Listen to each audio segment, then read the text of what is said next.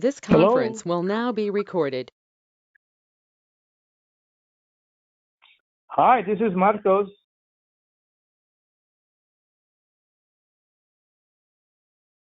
Check to see what time is in Roswell.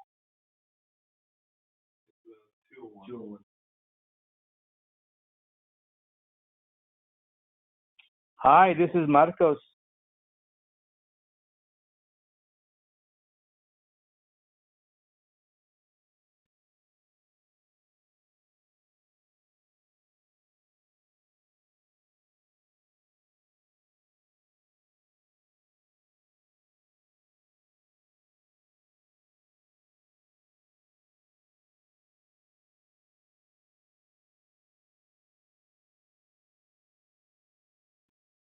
Today, June 2nd?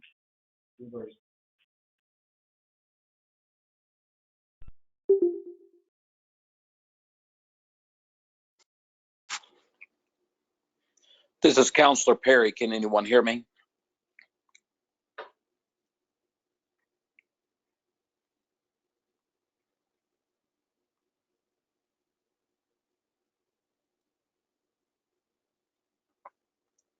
If anyone can hear me, I can see everyone, but I have no sound.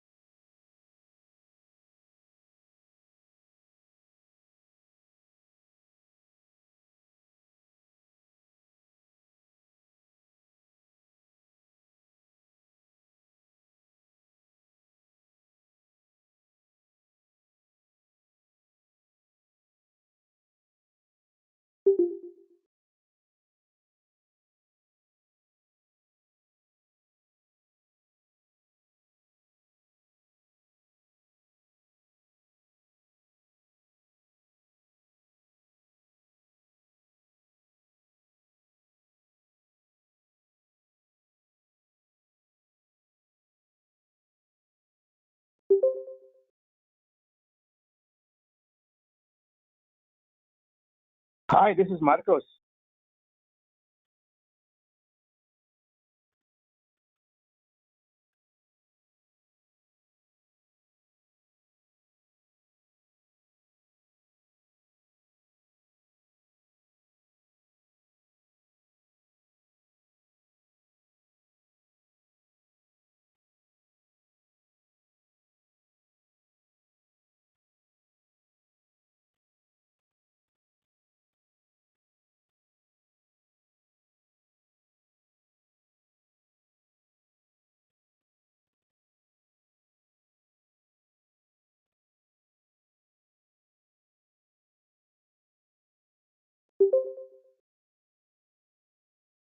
Hello. Hello, this is Patricia Andrade Moranca in attendance. Hi, this is Marcos Nava in attendance. Okay, so apparently we can only hear ourselves, but we cannot hear the meeting. And I did enter the specified number or access code. So, but we cannot hear the meeting. Folks, this is Counselor Perry. If you can hear me, they are having technical issues on the end. They're in the meeting room. They're working on them now. and they'll let us know as soon as possible when we've got everything adjusted. Okay, Thank thank you, you so Constable. much.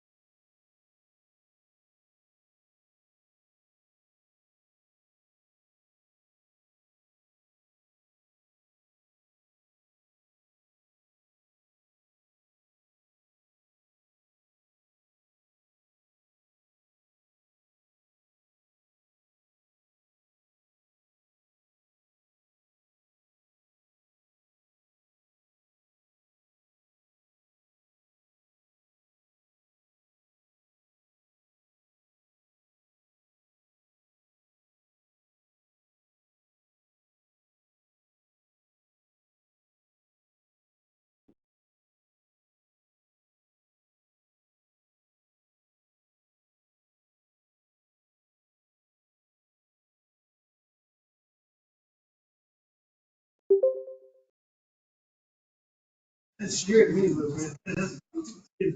Okay, you're online? Yes, this is Marcos You think- Nava. You think we're online? This is Councilman Perry. I'm here. I'm looking at the ceiling, but I can hear you finally.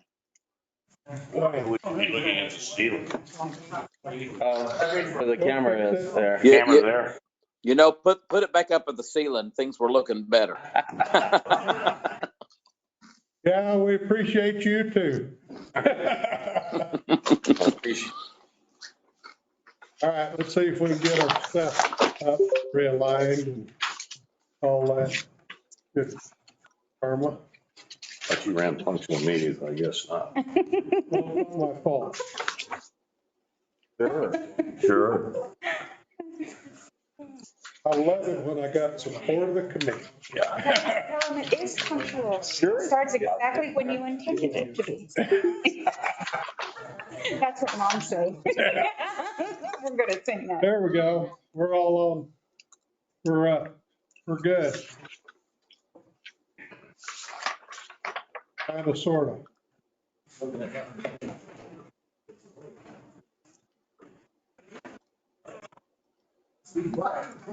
Always one and never cry. Guess what? The budget hatch is coming out. The budget hatch is coming out. Yeah. I was looking for more money, I just found some.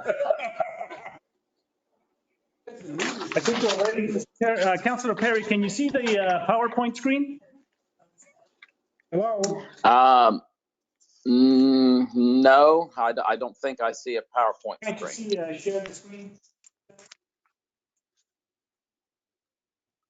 Yeah, computer or phone? I bet you he's on his phone. He's at a church camp, Is it? which is the improvement from the last church camp because they didn't have Wi-Fi or cell signal. Kind of a nice place to be, but, But when you're conducting businesses. well, he was there when they had a flash flood too, and they didn't have cell service and the phone went out, and so it was. He just, Where's this camp? That was the thing. that one was over by Reserve, Yeah. and he could get out a text to Mike. And Mike Matthews got emergency services there coming into because they had like 3 foot of water surrounding their. Can you see the PowerPoint? I now have the PowerPoint. Everything's good on my end, so I'm Okay. ready when y'all are. Okay, then we'll get started. It's now 12 after, according to my, do you concur? Okay, I got it. 14 after here. Well, whatever time you want to put, we're late. I apologize. We've had some technical difficulties that seem to be back in the groove. So the clerk will note the members present and show Councilor Perry on the phone. And we need to move on and talk about the agenda. Mr. Chairman, Yes, sir. there being a request to remove item 19 from today's agenda Okay, and we approve the agenda minus item 19. Second. okay, got a motion second. Any objection, Councilor Perry? None at all. Is there any more you'd like to remove? 5, 6, 7, 8, 9, 10, 11. Oh, you're sitting on the wrong side. All those people I lined know. up behind you. You better be careful. Okay, so we've got an agenda. There's no objection, so the agenda with the deletion of item 19 is approved. Moving right along, Mr. Fuentes. Oh, we got to do minutes? Do we have anybody that seconded? I didn't. Yeah, Second. You did, I didn't hear Pam. so we've got 2 sets of minutes to approve. No corrections from me on either sets of minutes. Okay. Is that a motion? If you want one, yes, sir. That'd be motion to approve the minutes as presented Okay, for so I both got a meetings. motion and a second by Councilor Foster. Any objection? It passes. 4-0. Now we're to information reports. Mr. Fuentes. Yes, Mr. Chair, committee members, so for gross receipts tax for the month of May, as you can see, we actually collected $4.5 million. We budgeted 3.5 for a positive variance of $1 million, probably the highest we've had for a very long time, it's not the highest years. You can see there the spike that happened in May compared to the previous 2 years. This is a comparison from last year actual. As you can see, we've year to date as of May, compared to the budgeted amounts, we are up $6.3 million. Year to date, we collected $41.1 million as of May in GRT. Any questions? So, Hope that trend continues. well, we have one more month, and I think definitely we'll see, hopefully within the next 2 weeks, the June election. For cannabis, as you can see there, we $72,000. Year to date collected 176, 219 collected. As you can see, for both March and April, it was almost like a correction period there because you average those two out, it kind of averages out for what the previous month and even May is. Nothing surprising there. So it's just a correction of those two things. Okay, Okay, and that is the cannabis and the GRT. Larger tax. hold on just a minute. Is there anything that was going on in Roswell that would equate to that spike in May, back in March? You mean in what, in cannabis? No, on the GRT. The activity. That's too much. Activity. It's March, it's spring. Spring, March. Yeah, it's March.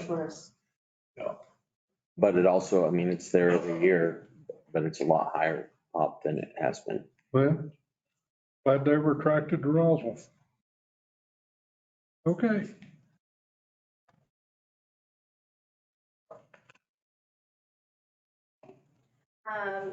Mr. Chair, members of the committee, we had 3 hotels for our, I'm sorry, that was a typo, for our activity report that were not represented this month. So Candlewood Suites, they did submit late in February, March, and April. So this property barely paid the March activity on May 25th. April was not received as of 5/25. We are sending out a notification letter, and I met with Mr. Cole and Hess on next steps on what we need to do. The STAR data report shows that we're at about 67% of occupancy for the month of March, which is roughly 12% higher than last year, also part of the spring break. And then our ADR percent change continues to be up about 10% from last year. You go to the next slide. This again was for what was collected in April for the month of March. So occupancy was about 64.3%. We collected 145,000. Slide. The bed fee, which is the $2.50 for days 1 through 15.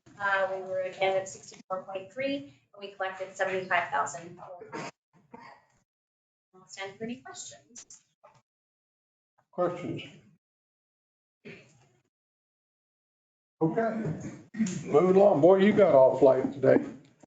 We have She got more. Oh, we got another shot at, you. Okay. So we're done with that. We can get into deep stuff now. Beg your pardon? We can get into deep stuff. Well, don't get excited. I'll tell you when to get excited. Oh, I guess it's that time. Go ahead, Good afternoon. Mr. Glenn. Been working on the rate study and our new water rates and such. One of the things that I found is that we need to go through and define our utility services. I went through all the cities in the state that are close to our size. Las Cruces, and you've got that attachment in your binders. They have the one that kind of works closest to what we have. If we can use their definitions for residential services, small commercial services, large commercial services, large multi-unit services, industrial, and that sort. And then in commercial, I'd like to see us break something down into the downtown, a small commercial and a large commercial. That way we can start seeing what our different categories are using. And it's also one of the things that they like us to report when we send our reports off to the state. How much residential is using, and then break it down inside the residential, and the same with the commercial. And then when it comes to rates, you're not having a downtown store that has a toilet and a sink getting charged the same rate as Walmart. You know, a downtown store would be closer to a single family rate. Where Walmart that has, you know, all the water services that they require, they would be charged at a higher rate. So if you guys are good with those definitions and because it talks about each category and then availability, that's where I would like to move forward and use. Sound like a question, gentlemen? It's not an action item. I just need kind of consensus that says you guys are okay with it. To start, to start the dialogue, I'm okay with it, to start the dialogue. Yep. That's what this is, just starting dialogue. Yep, I need a starting point. This one from Las Cruces just seems to work pretty well. When's the last time that we have set our definitions or done any of this, or have we? We haven't. We've never done it. We have residential and commercial, and that's it. Wow. And they're both the same. A good step. Yeah. In the right direction. And it's hard to get some grants without having. And we'll get some grants that way. Yes, there's a lot of stuff that we can't even apply for because we don't have this information. Right. Does this kind of dovetail in a little bit with the new committee that we just formed dealing with the drought? I'm going to use those guys a lot for a sounding board, some of this stuff. Right. That way I can talk to them and see what they have to say about it before I come and talk to you guys. Well, more people that looks at this stuff, better off we are, in my opinion. It's not really part of what they're empaneled to do, but it never hurts to ask, just to see what their opinion is.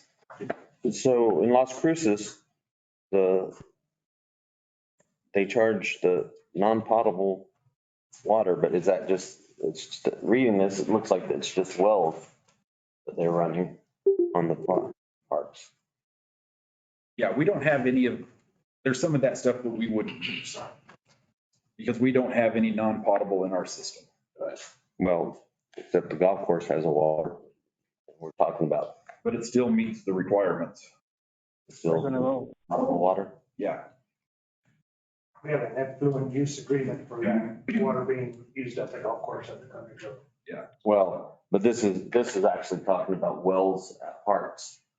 I guess we do at the cemetery and stuff. And we also have a well we're talking about Wells at parks. rehabbing at the zoo. So I would look at that, probably the one that you're looking at there.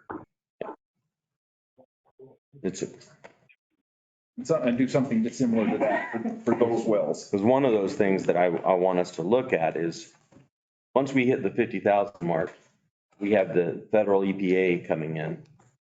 And I don't want our park service running wells. I want our water service running wells. And that's one of the things that this will help. That's probably why Las Cruces has this. Because they are dealing with the EPA.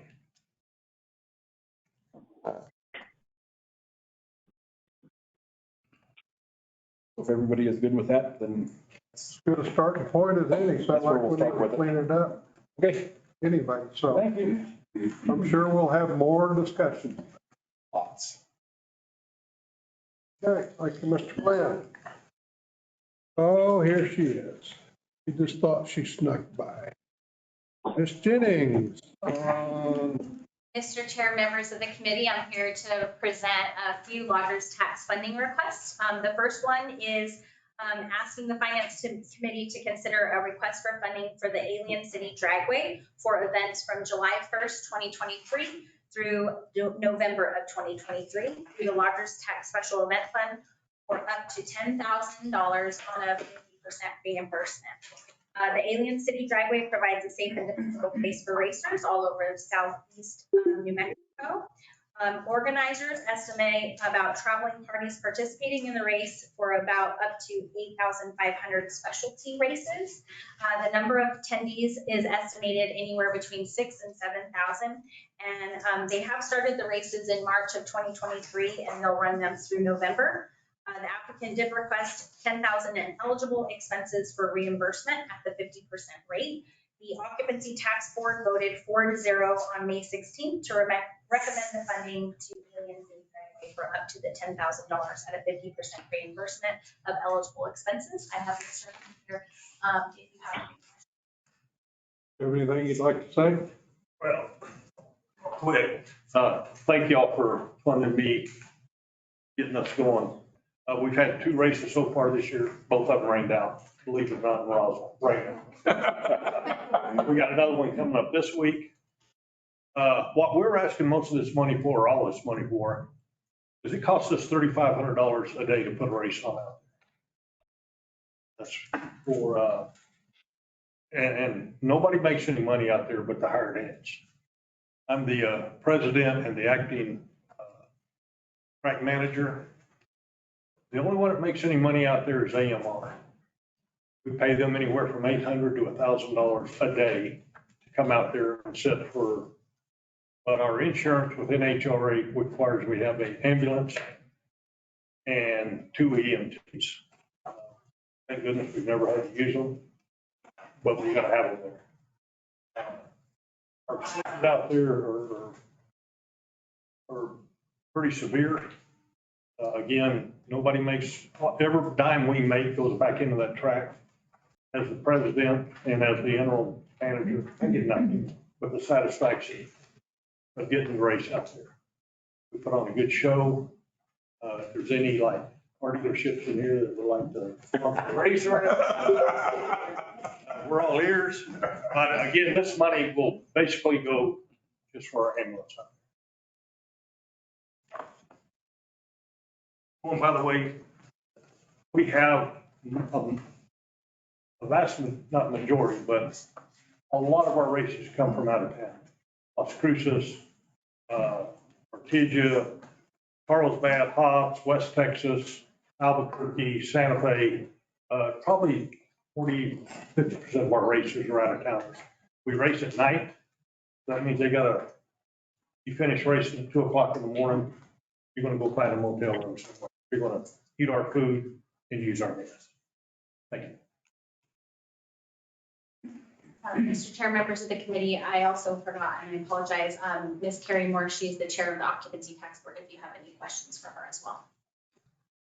I saw her sitting over there, but I wasn't gonna jump her out. I was gonna see if she had anything. She's sitting close enough, she could have gave me a smack on the shoulder or something.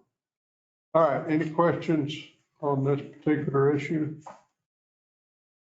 Okay, what's your pleasure? Are we taking turns? Mr. Chairman, I want to hear your voice. Councilor Perry? Mr. Chairman, Yes. I did have just a question. I'm in full support. My only question is, if I am reading the information correct, the races go on the abstract between March of 2023 and November of 2023. Do we have the ability, I guess it's a question either for Juanita or for the attorney, do we have the ability to go back and to pay on things that have been billed previous to our taking action upon this item or not? No. No. Mr. Chair, it's based on when the council approves it, so it won't be approved, it won't be funded until the council approves it. So we send them an award letter, just like the state grants and funding. It's the same process. So With that being said, with that being said, I'm not trying to be negative nearly to the events at all. I'm fully supportive, but if we're not able to backtrack that, if I'm calculating correctly, if we're able to get them in for June through through November would be 6 months at $1,200 would be $7,200. That would give us $2,800. That doesn't sound like much, but when you're dealing with lodger's tax and smaller events, that would give us the opportunity to help maybe a smaller event with that extra money instead of tying it up when it's not possible to be used, because the eligible event expenses, as I see here with the fire, 2 EMTs and an ambulance per night at $90 an hour at $1,200 a month. So I'd like to just talk about that a little bit and see what people's feelings are.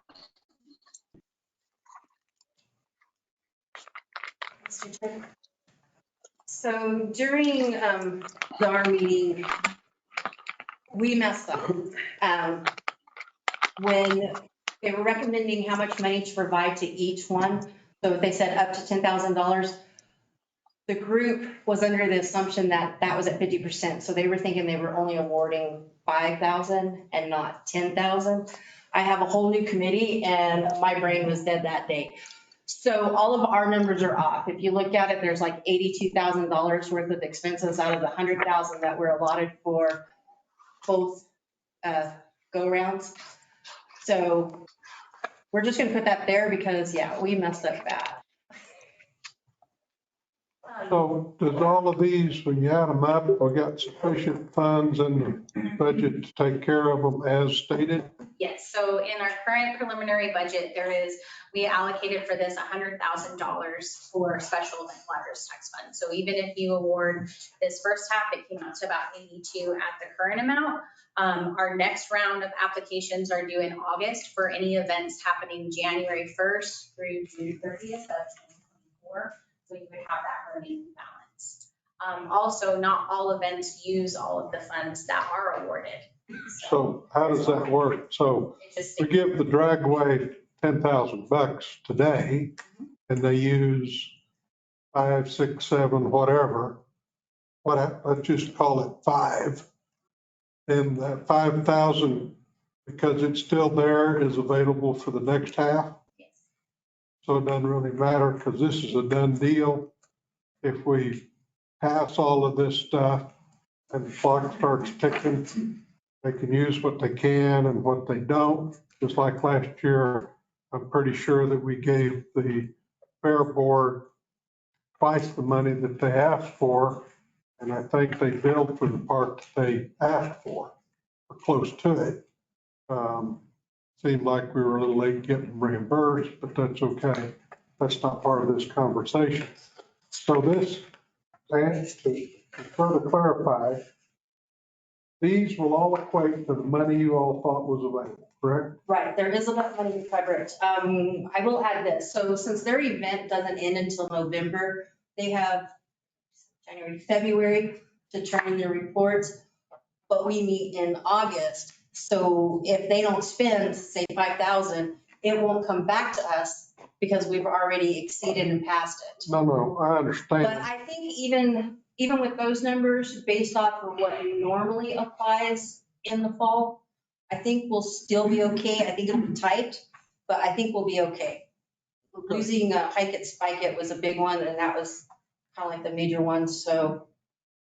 Okay, well, I got it. I mean, the money, if it doesn't get spent, gets rolled into either the next half or the next year. Yeah. I mean, Mr. Chairman, Go ahead. what are our usual requests for the second half of the year? The only one that we would have that didn't apply is the Roswell Symphony Orchestra. We might have a new one called Glory Days. They just had their event last weekend.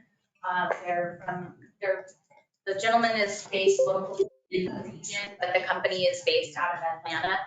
They may be filing an application. Those would be the only two that we've had in the past. What happened to the Milkman Triathlon? They just didn't. They haven't applied, no. Thank you, Mr. Chairman. Good. So Councilor Perry, with all of that discussion, are you comfortable with the explanation?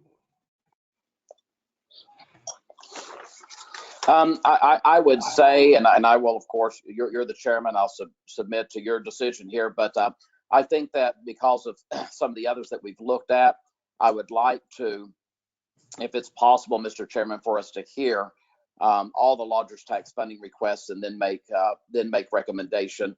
The reason for that is, as I'm reading through here, I'm seeing number 8, that Roswell Hispano Chamber of Commerce Piñata Fest is a recommendation of 0. I'd like to hear why, because there's $2,800 right there that still takes care of the needs of what the dragway says that they're needing in their paperwork, and then that would more than take care of the request of the Roswell Hispano Chamber as well. So I'd like to hear the other requests so we can sort of know what's happening there, if that's possible. Well, I guess it's possible, but I happen to, if I understand it correctly, the Roswell Hispano has some carryover money for an allocation. Mr. Chair, members of the committee, the Hispano Chamber, there's some additional information for their application. The Occupancy Tax Board did vote not to fund them. However, with some additional information, staff wanted to continue to present it, one, because the clerk said we need to present it, but also we felt based on the new information for their event, out-of-town guests that would be coming, it could potentially be eligible expenses. Okay, And so we'll get to that when we get to it, Counselor. Let me ask this question. Was there anybody turned down at your all's meeting? Yeah. The only one that was turned down at this final table. Okay, we're gonna get to that one. So I'd rather do this as it's outlined under the action items, and when we get down to item 8, we'll get further explanation, if that's all right, Counselor Perry. I would like to see with the Alien Dragway, the 7,200, but you know, that's just for discussion. If someone has another motion, then I'll sit back for that. I have a Based question. on their request. Based on the totality of what's being asked, have the flexibility in the budget to add the pinata that's asked back in? yes, you have a balance from 100 to 82. That's- Okay, I guess I've got a motion. Can we just hold for a second? I'm gonna tally up all these requests so we know exactly what we're talking about. If you don't Anybody mind. have a total sheet? Leave him all that, he's gonna take his shoes off. It's gonna be nasty.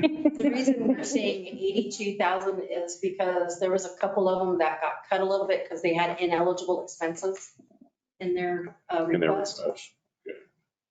So let me understand the UFOA and pass, that request is 32,000. Is it not? 476, is that the request? That's what the new The new request is 32,476. 32,476. And Symphony is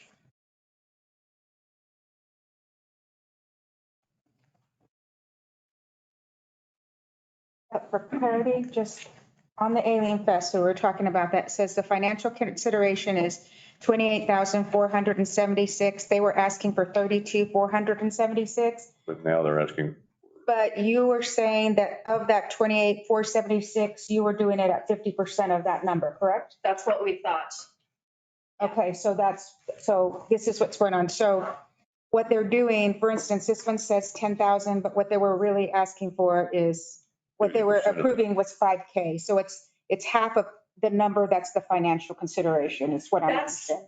So that's what we thought, but we had a discussion afterwards. We're fine with what it is, the way we presented it, knowing that Okay, we messed up. We know that. okay, because you said that, I wanted to make sure. UFO, the Alien Fest one is from 32 to 28 because there were some ineligible items in it. So we backed those out and then gave that money.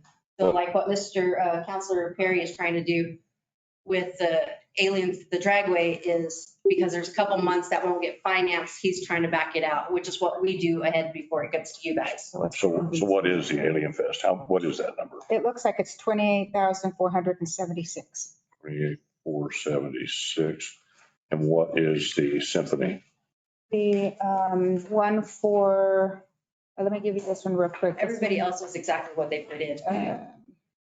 The Wobo is 11,900.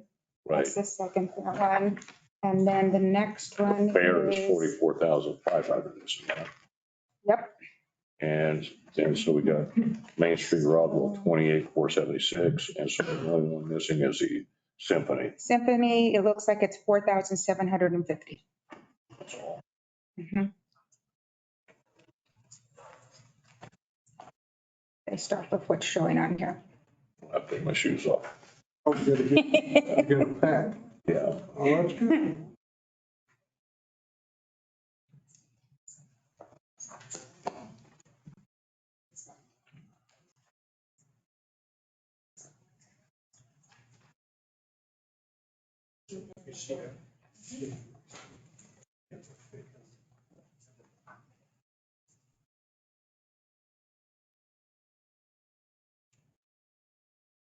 It's 101,000. Okay. What's that for this half? No, that's for the whole year. It'll take a whole year. That wipes out the whole year, but it's only half of the request. Yeah.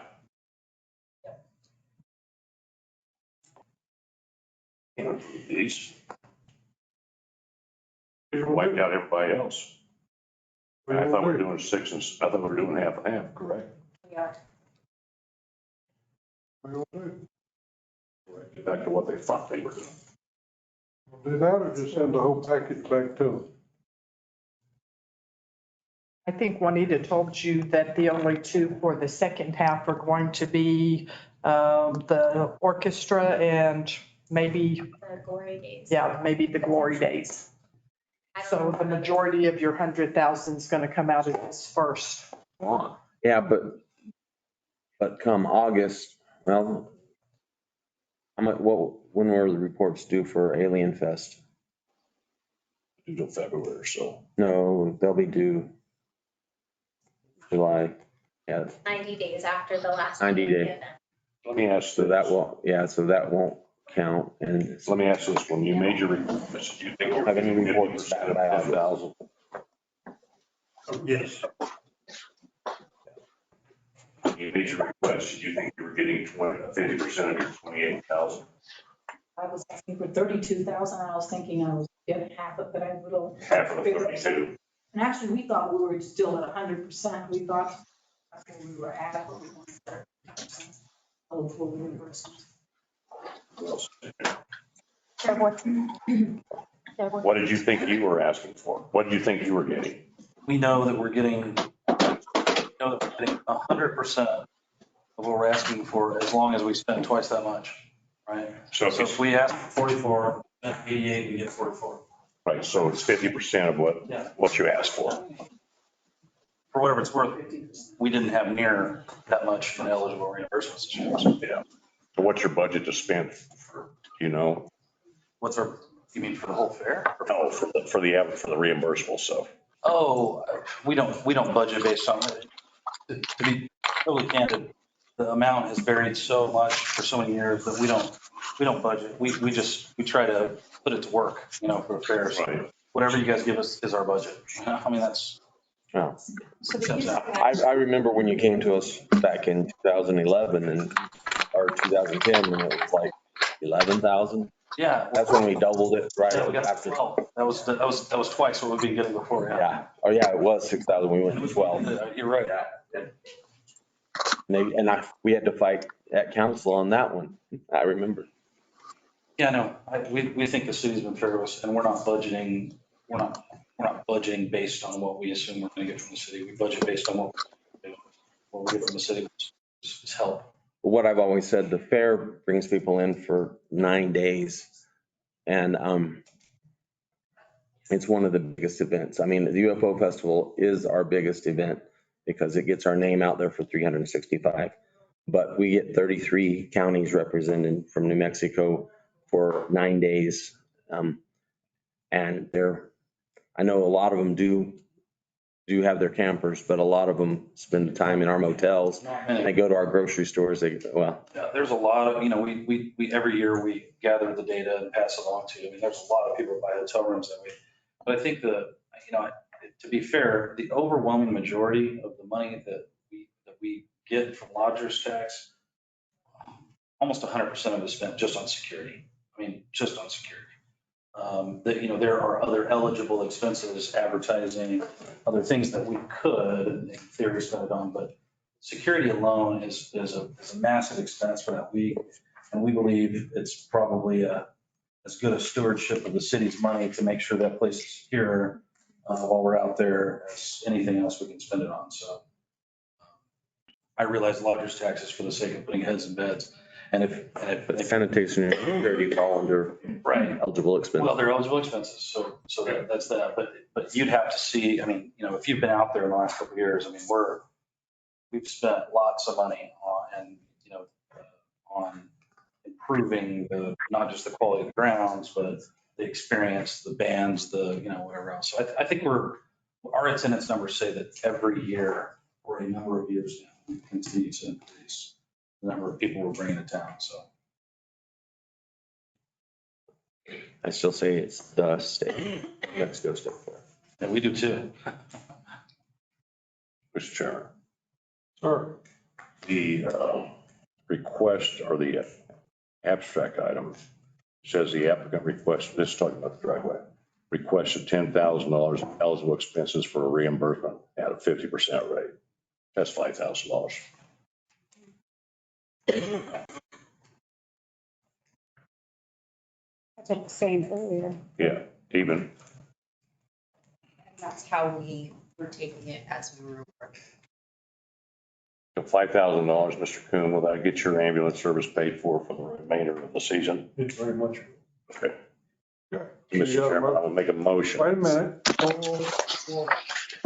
Councilor Perry, That sounds good to me. Sounds like we've got it figured out. okay, then I'll take your motion. Okay. Mr. Chairman, Yes. I move that we send a full council, I guess we do it on consent agenda. Put it on consent agenda to fund through the lodger's tax up to 10,000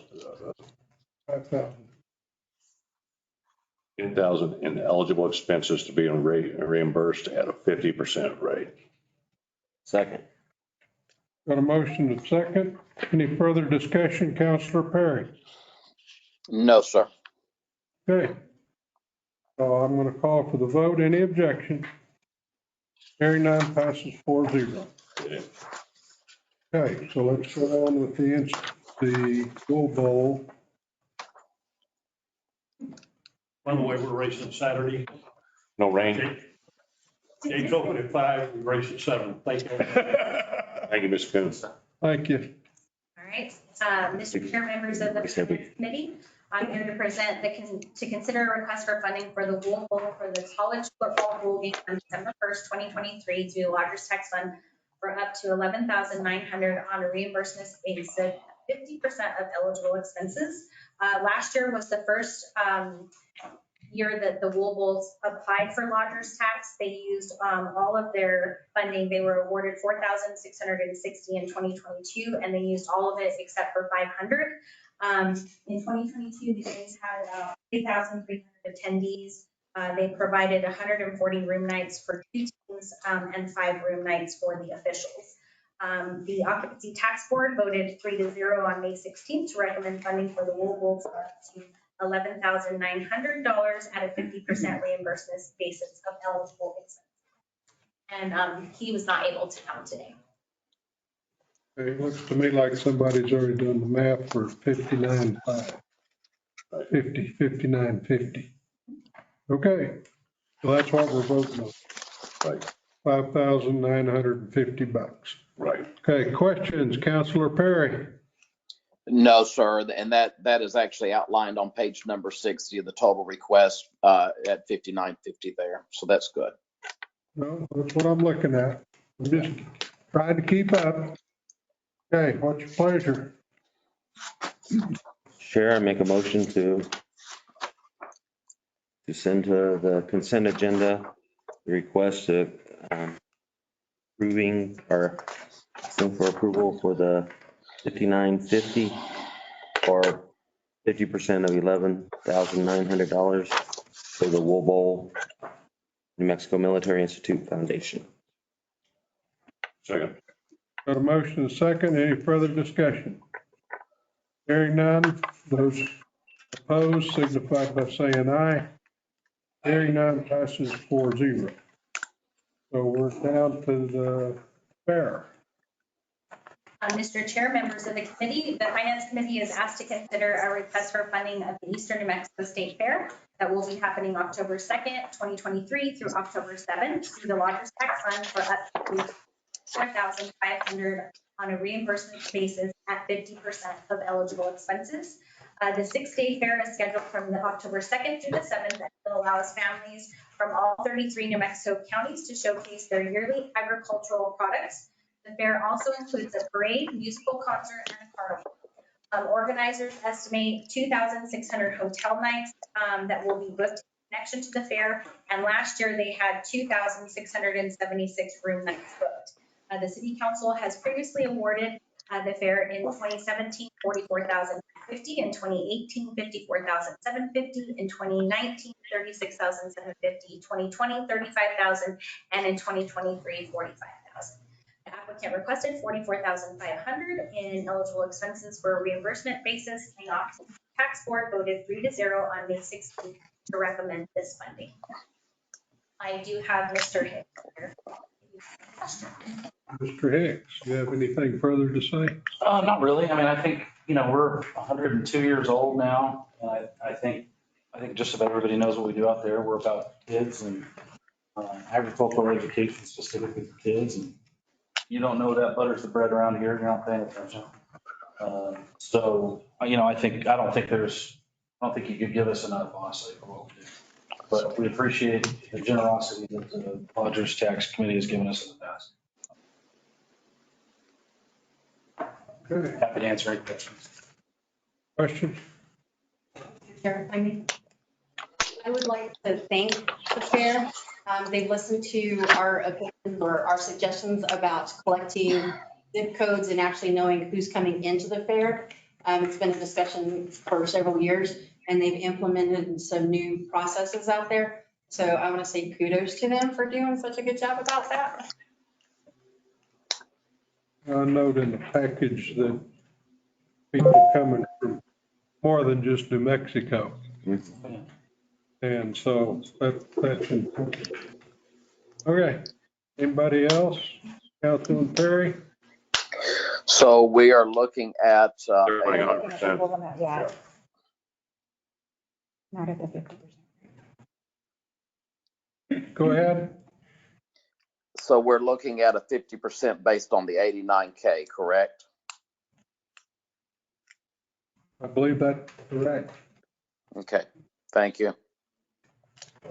That's not what this abstract says. Okay, That was my confusion. It does state on page 71 or 271, yeah, 71.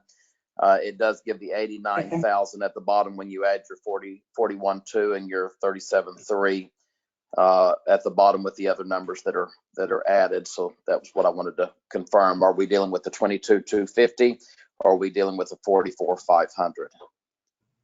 I think we're dealing, Council, the way I read it, the request is for 44,500. The abstract is saying the 44,500 at 50%, but the request was done at 89. 89,000. Okay. So if you'd like to move on that. But since I'm joining by phone, I'll let y'all make the motions there. But as long as I just understand, we're dealing with an 89,000. Yeah. You looking for a motion now, Mr. Chairman? I'm looking for something. Okay. Mr. Chairman, I move that we put on the consent agenda the council a reimbursement to the Eastern New Mexico State Fair through the Lodgers Tax Fund, 89,000 at 50%, which equates to 44,500. Second. A motion and a second. Any further discussion? All those in favor say aye. Aye. Any opposed? Same sign. Passes 4-0. Thank you. Thank you so much.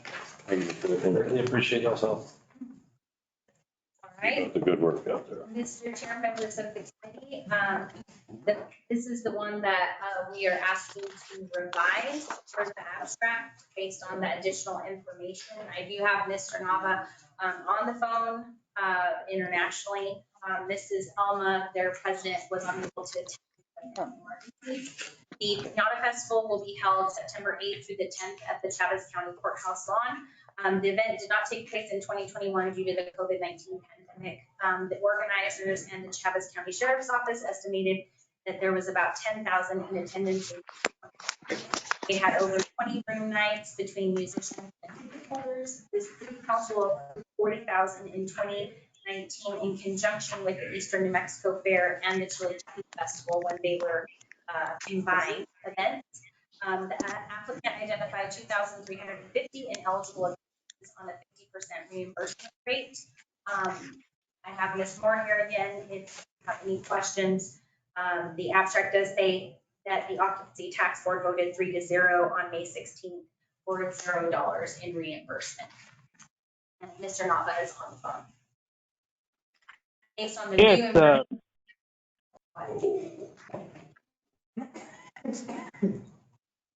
Go ahead. Mr. Chair, good afternoon, committee members. I am internationally.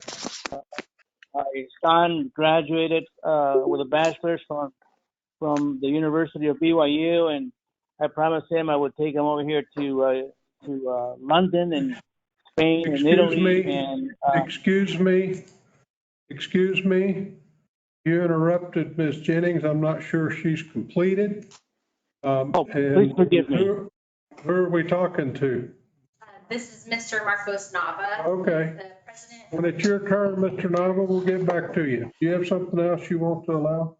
Mr. Chair, I was just going to say, based on the new information from Mr. Nava about the group that would be coming from Washington, D.C., based on their request at 50%, staff believes that it would be worth the $1,175 if the chair and the finance committee agrees to that. So, how much?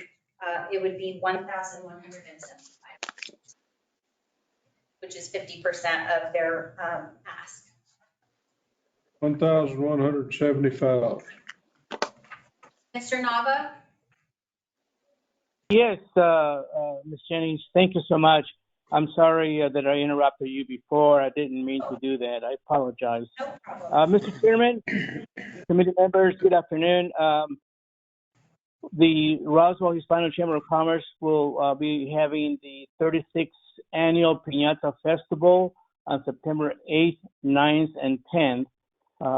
We will have over 70 vendors with food, informational booth, and arts and crafts booth. We will have a free piñata workshop for all children on all day Saturday.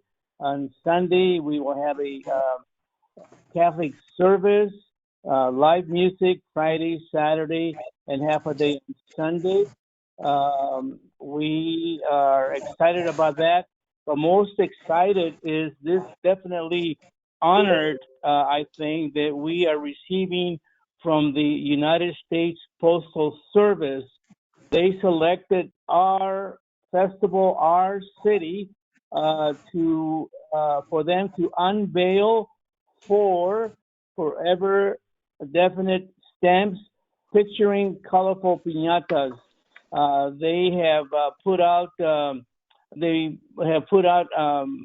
publicity throughout the country. As a matter of fact, just today was the first newspaper article that went out. And believe me, I think this will get our name out there, and I'm really excited about that. My counterpart at the United States Postal Service in D.C. tells me that a large contingency of stamp collectors attend such ceremonies. The actual unveiling of the stamp will be on Friday, September 8th at 6 p.m. for about an hour, and we plan to have a very patriotic 1-hour unveiling of this wonderful 4 stamps. End of my statement, unless I have any questions. Okay. Any questions, counselors? No, I do have a question for Ms. Moore. Okay. When you all said no reimbursement, what was your basis for that? We had too many questions, and since nobody was present to answer any questions, we couldn't make a valid decision on it. So does that answer some of those questions? Mr. Nava? Yes. Can you repeat the question, please? How are you going to collect the data to find out how many tourists you have at your event? We rely on the comment if I understood correctly, how do I, ask me again? How are you going to collect the data to find out how many tourists versus locals are at your event? First of all, the comment of the 10,000 people attended came from Sheriff Harrington, and we plan to do a survey this time and pass out the survey to find out how many people came from out of town, where they came from out of town, which will help us in the future. We plan to have 1, 2, 3 radio stations, 4 radio stations that broadcast outside of Roswell into the city. So Portales, Las Cruces, Clovis, Alamogordo, and some of them have internet online audience that are seen all the way to Amarillo, Lubbock, and El Paso.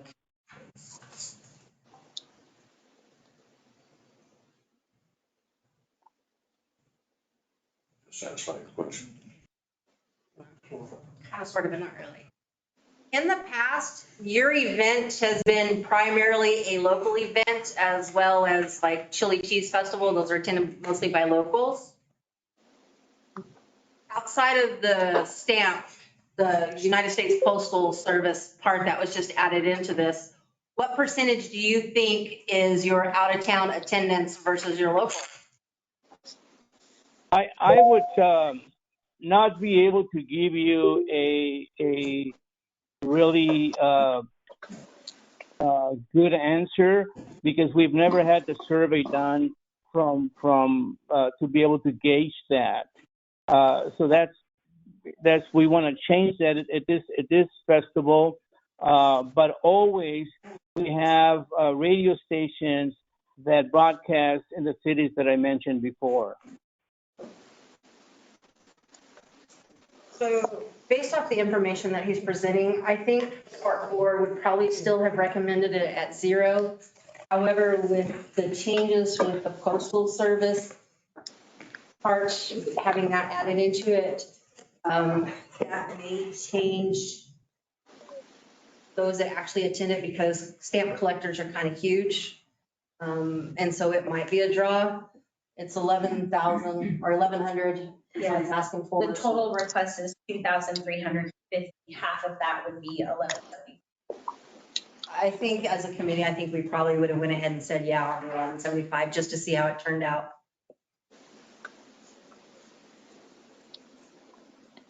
Okay, committee? We're gonna roll this in. What this motion says, so if that's what they would have recommended, I'm good with that. So, Okay, Mr. Chair, I'd like to make a motion to the consent agenda recommending the $2,350 at 50% reimbursement to the Hispano Chamber for the Piñata Fest for September 8th through the 10th. second. got a motion, the second. Any opposition? Hearing none, you still with us, Councilor Perry? I am still with you. I think that this will, as we have seen in the past, I'll just say quickly with when the crazy guy jumped out of the thing up in the biosphere, or wherever up in yonder, and just when you get just a little bit of attention on a major news entity or newspaper, that we see the results from that, not just within Piñata Fest or the UFO Festival, or you're going to see the results of that over the whole year because people are seeing Roswell. So I think it's money well spent. Okay. Any opposed? I just wanted to ask, so are we going to be able to have the stamp for sale in our visitor center? I don't know the answer to that. I'd like to look at that, then maybe we might have more stamp collectors coming through and wanting to buy it here in Roswell, since it was unveiled here. Buy them from the post office, you'll have to Yeah. try to recruit your money. And they do the commemorative things, so. Yeah. All right. Any opposed? Hearing none, passes. For $1,100. Thank you very much. Thank you.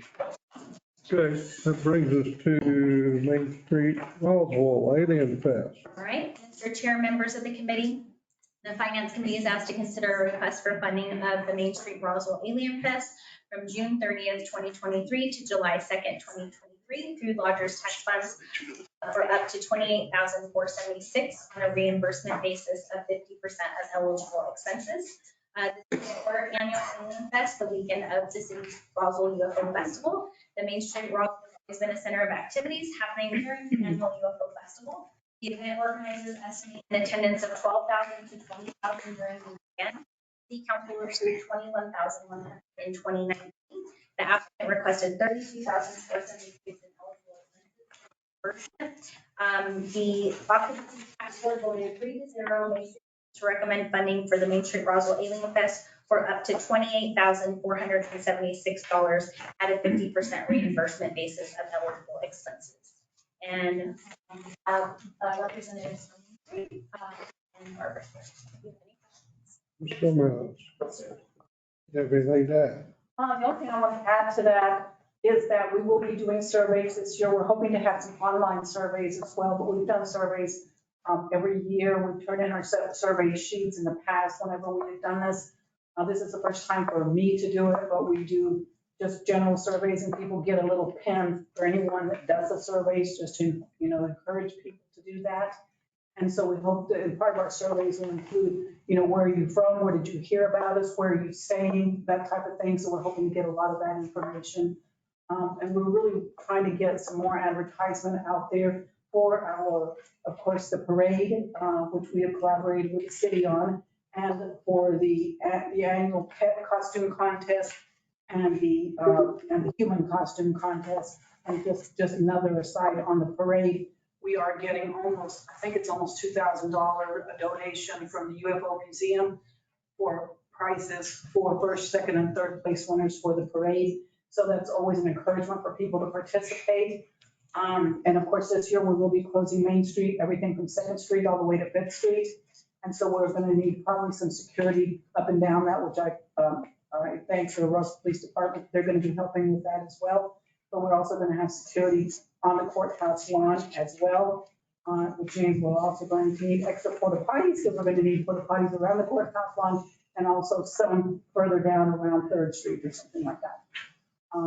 Anyway, but that's what we're asking for. We asked for 32,000, but the committee recommended 28,476. But anything you can do for us would be greatly appreciated. Thank you. Questions from committee? Yeah, Mr. Chairman. Go ahead. I'd like to ask Ms. Moore, why did the request of 32,000 be moved down to 28,000? That's $4,000 less than what we asked for. So there was a couple ineligible items in here. Passports, table tents, some of the poster stuff that they were talking about. It was a collaboration project with other Main Street entities. And so those were ineligible expenses. We just kind of went with, when they start turning it in and seeing what is being advertised on what's actually going to be qualifiable or not, because it was kind of hard to read their request, the way it was scanned in, and we couldn't see all of the details and everything broken out. Yeah, no, so couldn't. It's a good copy. It's a clean one. I apologize for the messy one. I was having printer problems and had to scan it and send it to you. If I may also talk about the ineligible, I think they did discuss that some of my t-shirts were ineligible because I put on their volunteers and employees or staff, I should say. And they said that staff are not eligible, but I do believe that volunteer t-shirts will be given away are eligible, so they're not eligible. Okay. You've already got one. So if the t-shirts say volunteer, they're eligible expenses. And not, but if it just says Alien Fest and it's given away, it's an eligible expense. Have somebody, Is eligible at that? No, ineligible. Ineligible. Well, If it's given away, if it's given away Right. to a participant who's coming Participant. into the festival, it qualifies. Right.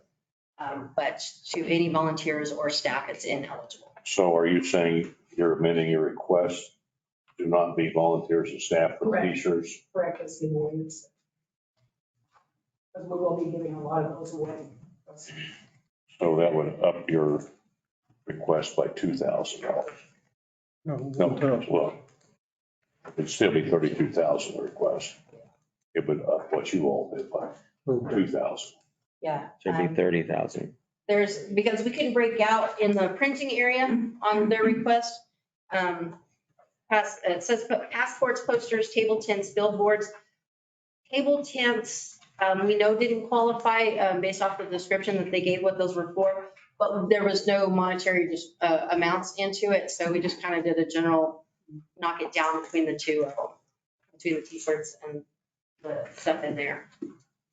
So let me ask you this. When they turn their expenses in, they'll either be approved or disapproved. Correct. So, you know, That's kind of how we went with it at that point. so if you approve the 32,000, if they don't spend it properly, they're not going to get half of 32,000. That's correct. Okay.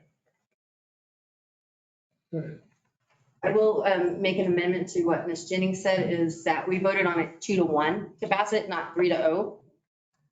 Because there was a lot of discussion on the amount of money that the city is already spending on the UFO festival with another entity spending the same on the UFO festival. How much of it's overlapping? I mean, how much money, tax dollars goes out into this? And someone that comes into town for the UFO festival and goes by the alien, where do we count? We're not going to delineate between the two. So they're going to get counted twice.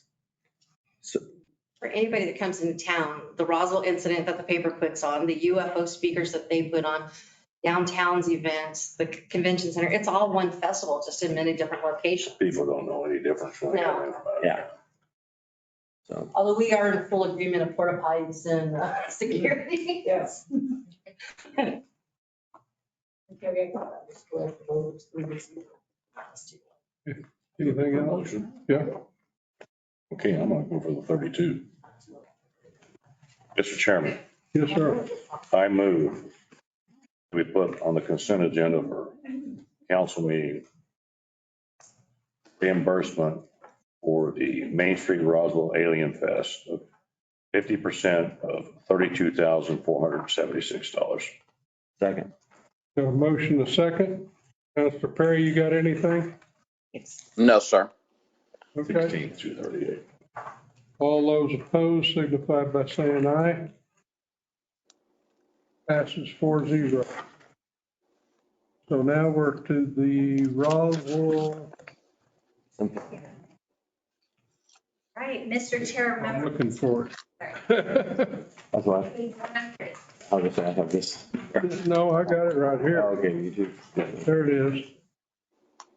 Mr. Chair, members of the committee, you're asked to consider a request for funding for the Roswell Symphony Orchestra for dates of September to December of 2023. Water Spec Fund for $4,750 on a reimbursement basis at 50%. The Roswell Symphony Orchestra provides Roswell and South Mexico with by providing an annual contribution and programs for children and young adults. The fall season includes 3 concerts, Labor Day weekend, 1st, 2023, and December 17th. The organization 200 hotel nights booked, and the city council previously awarded $4,000 in 2023. The applicant requested $4,750. The occupancy tax board voted 3-0 May 16th to recommend funding Roswell Orchestra for up to $2,000. Excuse me, Councilor Perry, could you mute your microphone? Or it's just we're getting a lot of your background noise. 105. Oh, 105. 50% reimbursement basis. I did receive an email and Sharon could not make it today, but if you have any questions, I'll try to answer them. That's the request is for 9,500. Yeah. My question to Ms. Moore is where we cut, why did we cut the 75? Request. Or 750, no. Request 95. Look at yours. He took my phone. Here's the, One. That's a request. That's okay. This is kind of where we go through it. That's where you kind of get, that's what. No, this is what we used to. so y'all cut it 1,500, but I was trying to figure out where the 50. No, they cut it in half. Well, no. Oh, was the 4,000 award? Yeah, they want 50% of 4,750. 4750 is what the abstract says. I think that's where they got confused on the 50%. That's where we Because that figured out. was that gentleman, Mr. Treat, that came in and he was asking a bunch of questions. So I believe the request should be the 9,500 at 50%, which is 4,750. Okay. Yeah, that's where, yeah. Okay. And I think, Mr. Chair, members of the committee, one thing that might help, we might make a little cheat sheet for the occupancy tax board to help them better understand how to break out the total amount being requested and what the 50% is. I think that would be very helpful Yeah. when we do this again. You got new Yeah, members. it's just all over the I have place. new members and we only meet twice a year. And you still have seats open, don't you? So it'd look more like that, No, So 50%. also careful. I'll pull that. Mr. Jane Alter, right, just joined. Further questions? Oh, is he unmuted? Counselor Perry, are you unmuted? I'm unmuted now. Questions? You have any questions, Councilor Perry? No, sir. Okay, ready for a motion? Mr. Chair, I make a motion that we approve, well, we're at 9,500? Yes. Okay. Okay. Mr. Chair, I make a motion to approve lodger tax request by the Roswell Symphony for 9,500 at a 50% reimbursement rate to be placed on consent agenda. Second. A motion and a second. Any opposed? Passes 4-0. Okay, we got that one done. All right, we got a request for Armstrong Engineering task order for painting at the airport. Ask you to consider task order J, professional engineering services to Armstrong Consultants. We placed bars, surface painted home signs, enhanced markings on several taxiways. In the FAA inspection of 2022, it was noted that some of the reflectiveness was limited. And so that has been put on our next project.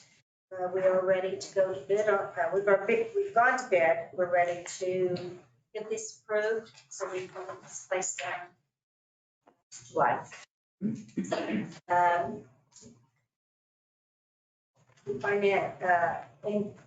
Engineering services $79,900 plus the New Mexico first receipts tax. We'd ask the committee to consider this.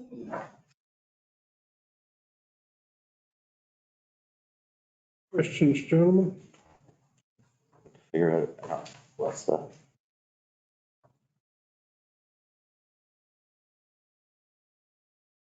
What's the 7% onto that?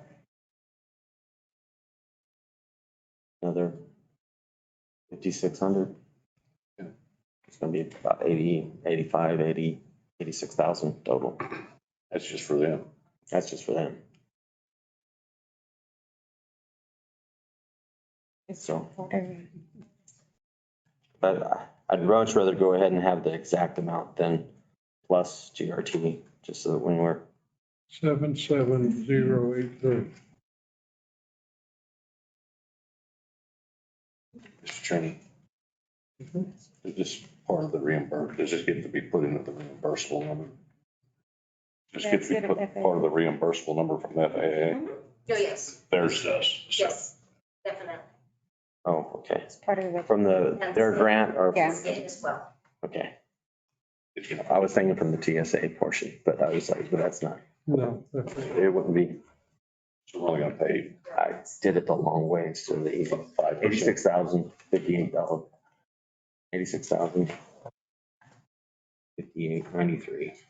We're only gonna pay 1%.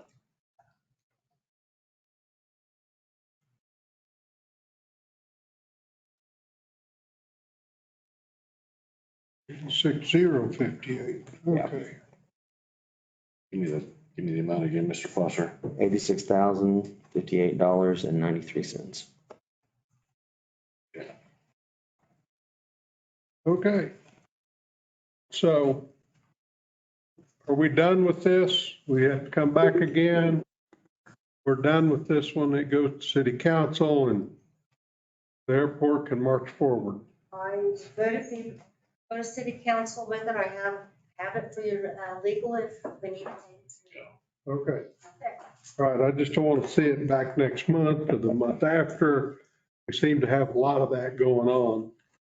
So, As long as it's part of the budget for next year, then we won't have to come back for a budget approval. okay. All right.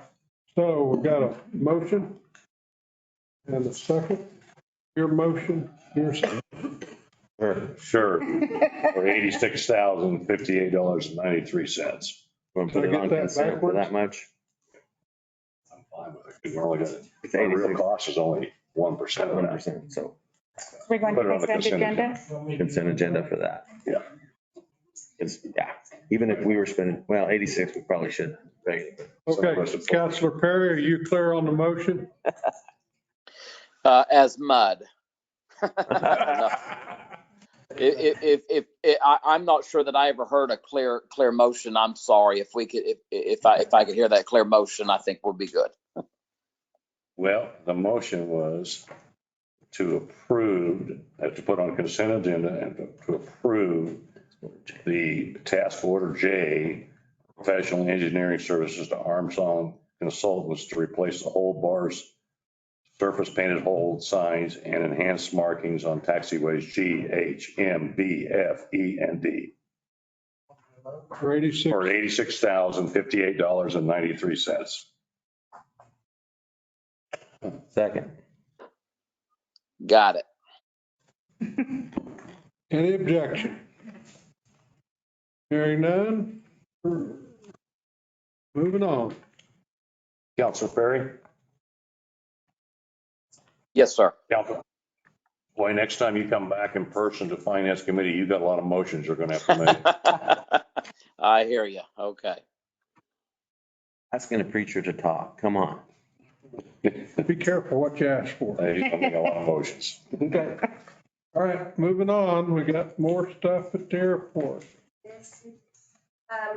Councilors Chair, we're asking that you approve ITB 23024, which is the surface painted hold signs, the enhanced markings, the taxiways, thermoplastic, Maxwell asphalt, Salt Lake City, in the amount of $7,500. $758,817, which includes the GRT. On May 16th, bids were opened. There was only one bid. Armstrong reviewed the bid and recommends that we award Schedule 1 to Maxwell. And the funding sources will be, and this will be the entire grant from the feds. $796,759. That'll include the engineering fees and administration fees. State funding is going to be $44,618. The local share is $8,499.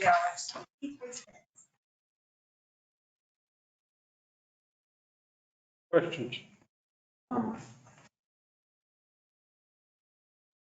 This number is 758, but the total project is, does it include, does that include the engineering fees? Engineering fee? Okay. Now it's cleared. Yeah. When numbers are different, they throw me.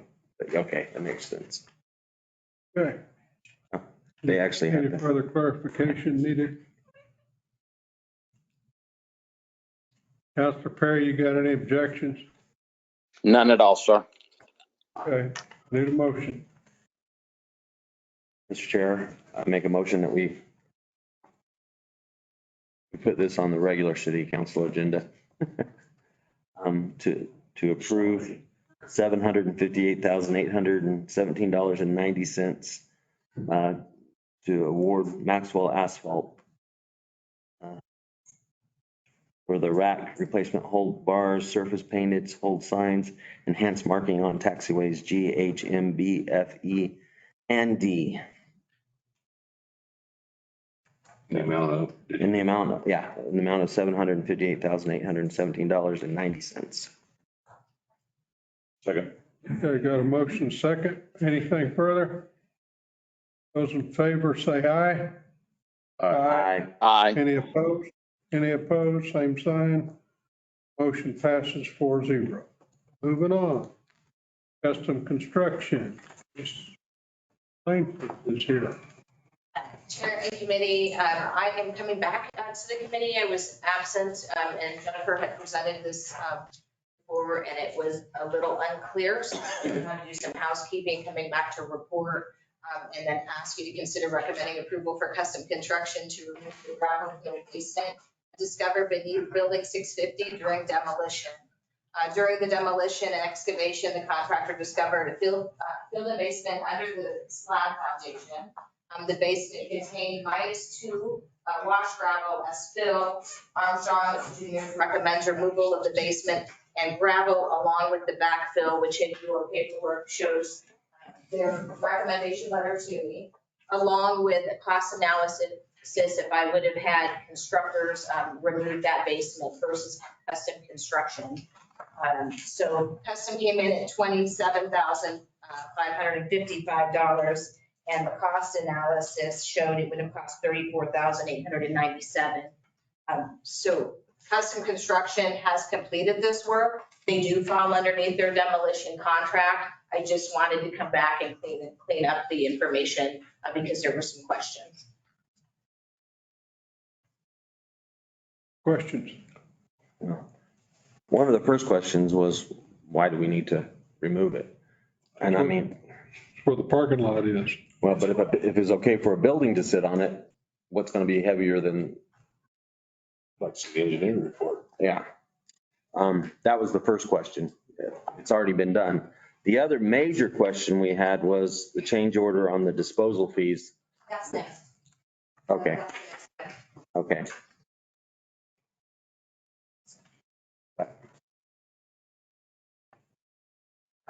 I know we were moving forward with this, but it still gets back to that point of, it didn't make sense to me that if a building was built on top of it, it was okay, but we couldn't put a parking lot on top of it. My understanding from Armstrong is there's movement constantly going across an asphalt parking lot where a slab is stationary. It's not going to have the movement of things going across it. So it needed to be compacted.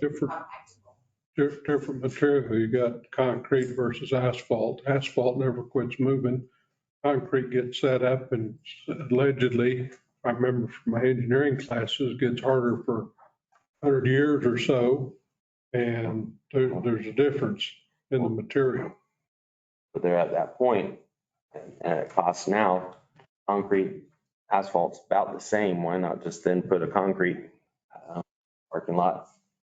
Well, that's fine, but I think they've already started, so. They've already completed, it sounds like.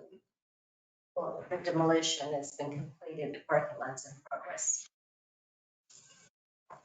I mean, they've already excavated, they've already done all this. Now it's coming back and asking for us to pay for it. Oh, I get it.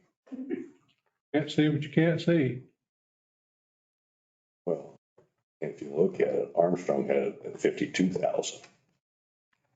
It's what their engineer's cost us was. We get it for 27. Still, like, questions about this. It's done, it's done. Yeah. like to know who reviewed the engineer report. Did the city engineer review the engineer report? Sorry. See, I got a real problem with that. I do too. We just took Armstrong's word. I mean, it's done. I would hope in the future, when Armstrong makes some kind of engineering request like this, that we at least have our own engineer take a look at it and tell us, I agree or I disagree. I question Armstrong. Because it's not their money. It's ours.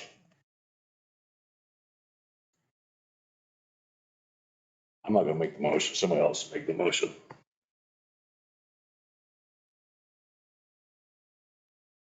You can make it. I don't care. I'm not making it. I don't like after the fact. Is it?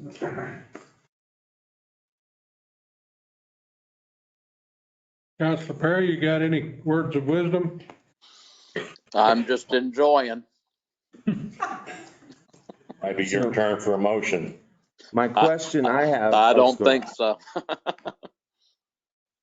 No, I recognize and I hear what y'all are saying. I have similar concerns and reservations. So disposal, the $7,800 disposal of this gravel.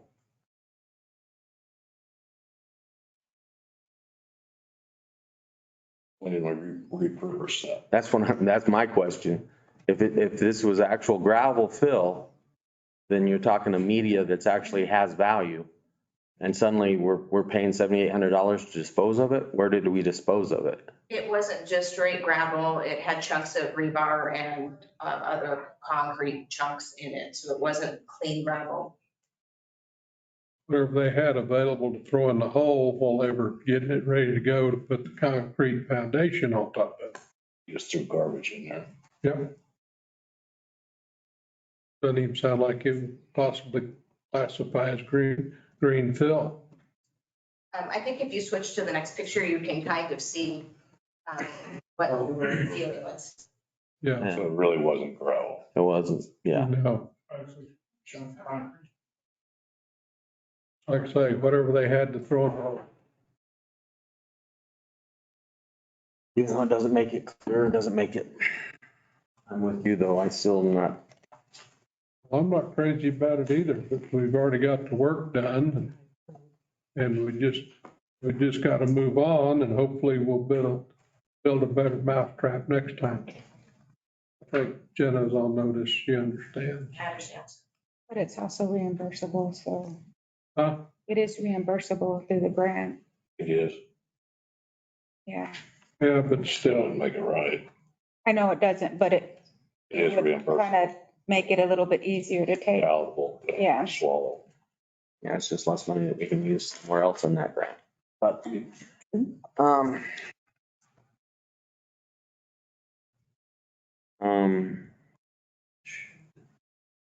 we can try this on consent, but I don't think it's gonna stay there. That's fine.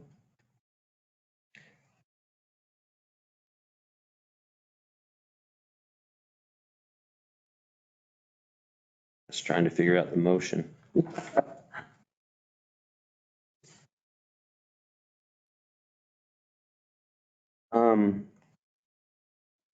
My next question, who authorized it? Jennifer was out, and so it was between me and Armstrong. So it was my word to Custom Construction. So what's the date of this? My next thing about it is if it came up to, In March. March 21 was a proposal day. 27 I'm okay with it. I'm just not gonna make the motion. well, what I'm saying is approval of the authorization to spend money, because we can't really approve this because it's already done. What we're having to accept the staff's approval of spending that money. Ratifying it. Yeah, we're ratifying it, because that way. Under a demolition contract that we have, it gave me the permission to be able to make that decision without bringing it for financial approval. but I am coming to clean it up because it brought question. So in that case, that's how to word it, because that's, Mr. Chair, I'd like to make a motion to be put on the city council's next agenda to ratify Jenna Landfor's approval of the acceptance or of the $27,555 for the renovation of our change order on the, we have the actual PO 4249. I do have it for you, sir. Councilor Perry, can you mute your mic again?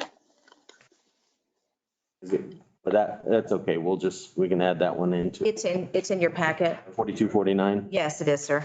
The 27,555. Yeah. Yes, sir. So to ratify 4249. Okay, got a motion.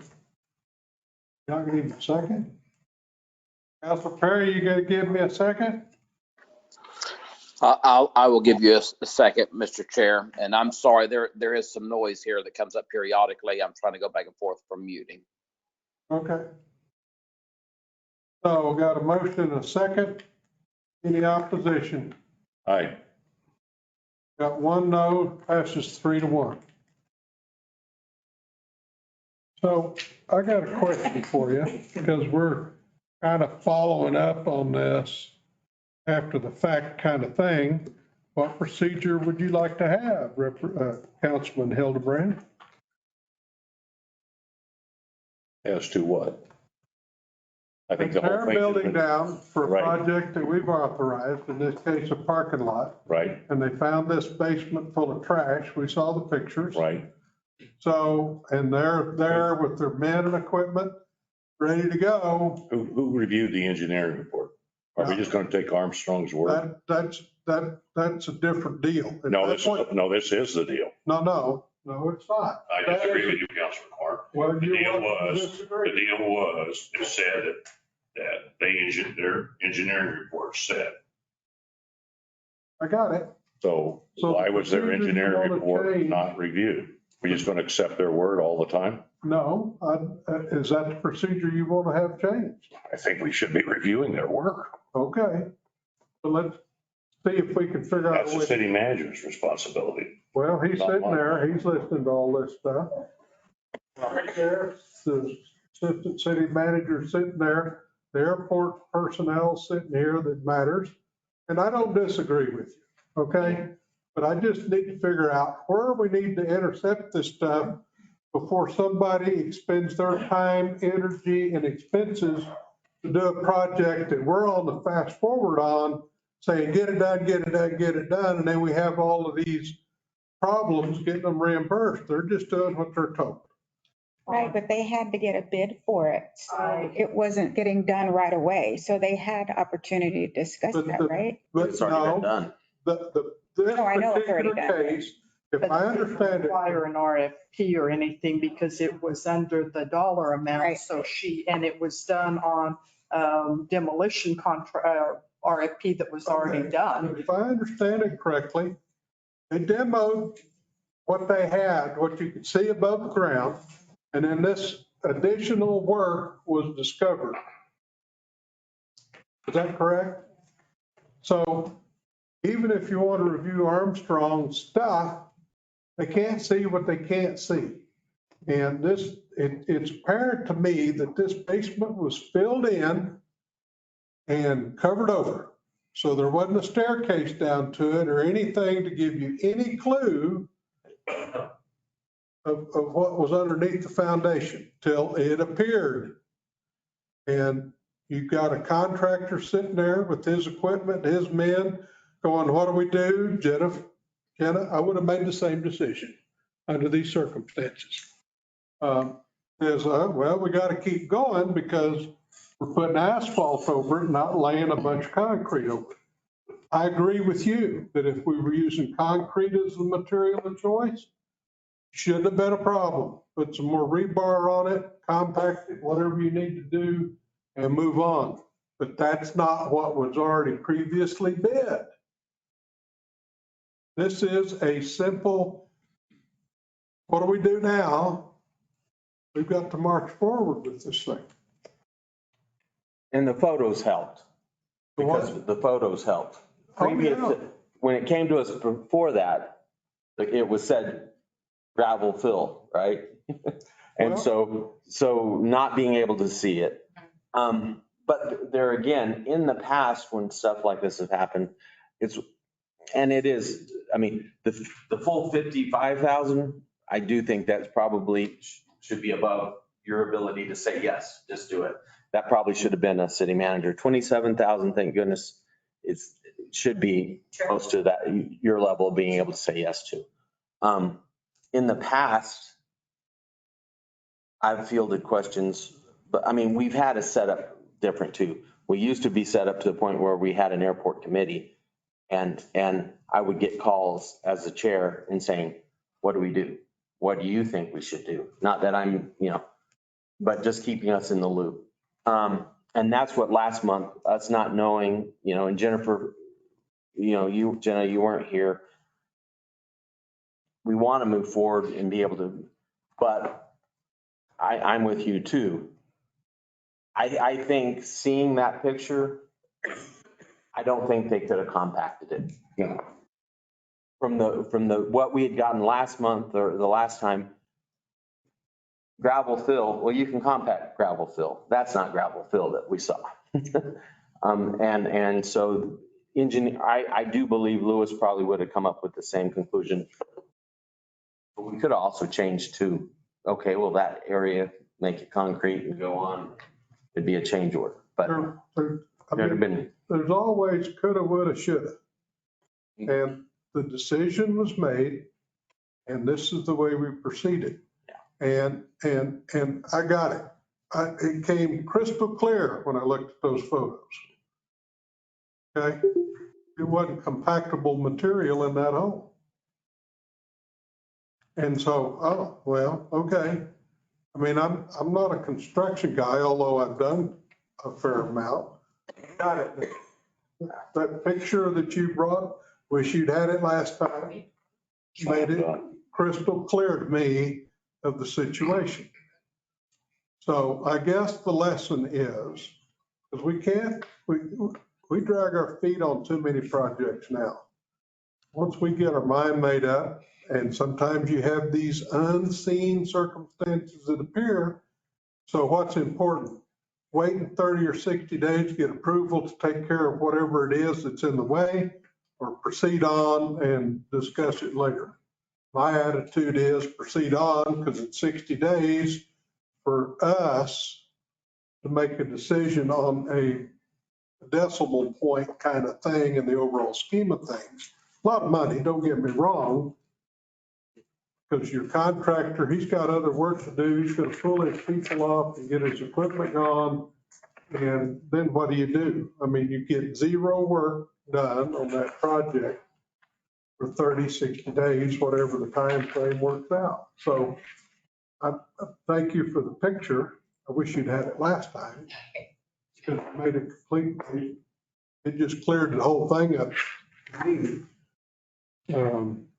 And Mr. Chair, the other thing that I want to say is I would much rather us move forward and make a mistake than wait and do nothing. I don't disagree. I would. Now, if they're going to spend twice the project, that's a different deal, but just something that take care of it. Because that's what this is. This is just, no, but you can't see what you can't see. I mean, we got the water guy and the sewer guy sitting here. And if I tell him, go out there in that parking lot and tell me how many water or sewer lines cross that parking lot, you can't do it. You come close, but you can't see what you can't see. I can't either. All right, moving on. That's my editorial. You want a second on that? You got it already? No, on your editorializing motion. No, I don't want to. Oh, about that. Because I vote aye. I guess I'm glad you just didn't get up and leave. I'm never going to do that. Oh, You'd rather stay and fight than switch? I mean, we can consult them as much as we want. I wouldn't go quite that. All right, moving on. We've got another item. This is This is probably going to be another one of those deals that is tied to the previous deal we've already approved, I think. Yeah, this is the dumping fees tied to the demolition of buildings. Okay, proceed. So the practice has been in code enforcement and with any demolition of our city buildings that we've done at the airport in the last 12 months that I've been acting, doing this work, that the contractor will give a proposal. It doesn't include the dumping fees because the dumping fees are a direct expense from the facility that charges direct to the city. So they have always charged post the job. It's not included in their original proposal. In this instance, the $16,000 exceeded the 10% tolerance of a change order. Therefore, we brought it to do that change order, and I think it just brought questions up on how we're managing the dumping fees overall. So I did confer with code enforcement that they handle their dumping fees the same way with their contractors. I did attach all of the receipts to justify that went directly to this project from the. That's what they did. Is that what this is? No, this was that there was a change So why did supposedly over 12 months ago. Well, let's find out here in a minute. She's You through, Ms. Lakeford, I'm sorry. Open for discussion, yes, sir. Okay.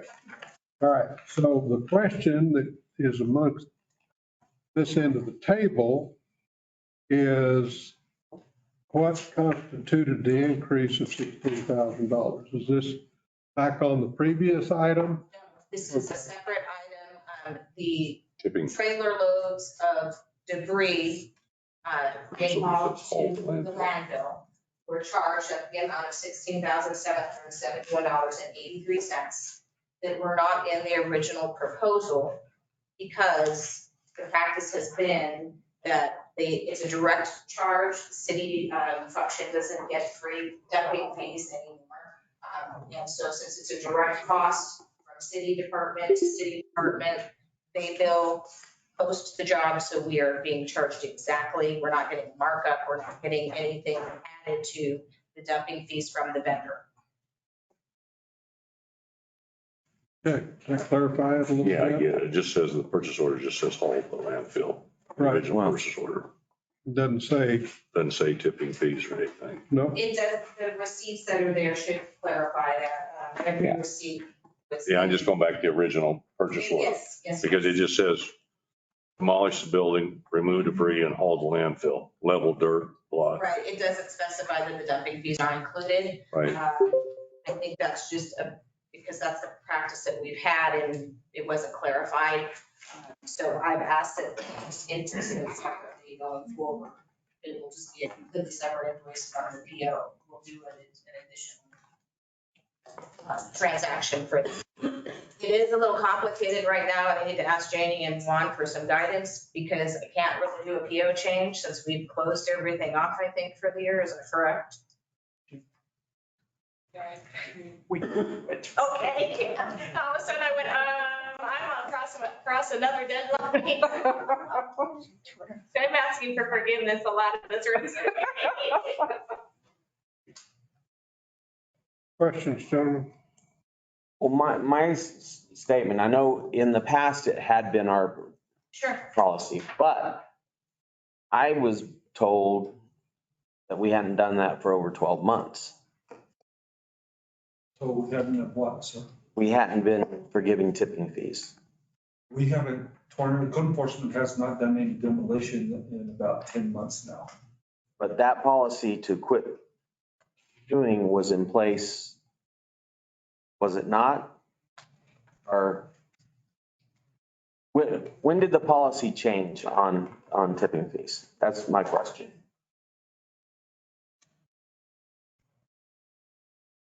I don't recall how long ago it was, but in the last 10 months, I don't believe code enforcement has did one demo, so we haven't had to deal with it because we just haven't done any. It was always a pass-through. If the contractor was charged out there, they were just adding that on to the cost of the demo. They tried to guesstimate the weight of the material that's going to go across the scale out there was creating issues. It's always after the fact, we would have a tipping fee from the contractor because they didn't know what it was, and then we place a lien on the property. The code enforcement will place a lien on the property for the demolition and the tipping fees. And what was the last city building that we? Last city building that we tore down? The bank building at the Air Center would have been one in the last 12 months, along with the little switch house out there. They were small. The last one I can remember is the old airport terminal was the big one that we tore down. Yeah, That was 7 years ago, 8 years ago. we also tore down a fairly big building out at the base, and then a small one. There's been several that have been torn down in the last few years. I don't know when, but. There's probably been about 6 of them that have been torn down in the last. What I'm trying to say is so it's not that we put it in the original bid because we don't know how to guesstimate the price. Is that? I think you can alleviate that by putting in there tipping fees to be at a later date. Would you not? To at least acknowledge it in the bid, the tipping fees will be at a later date. Let's see all the tickets. Oh, yeah, I'll see all the tickets. I understand it. It's one of those things that I want to make sure it's not the fact that it was overlooked in the original bid. And so now all of a sudden we're coming back and we're needing to pay for it. Well, and the only reason you're seeing it is because it's over the 10% for a change order. If it had been under 10%, you wouldn't be seeing it. We would just process change order. So we're being transparent. Yes, right.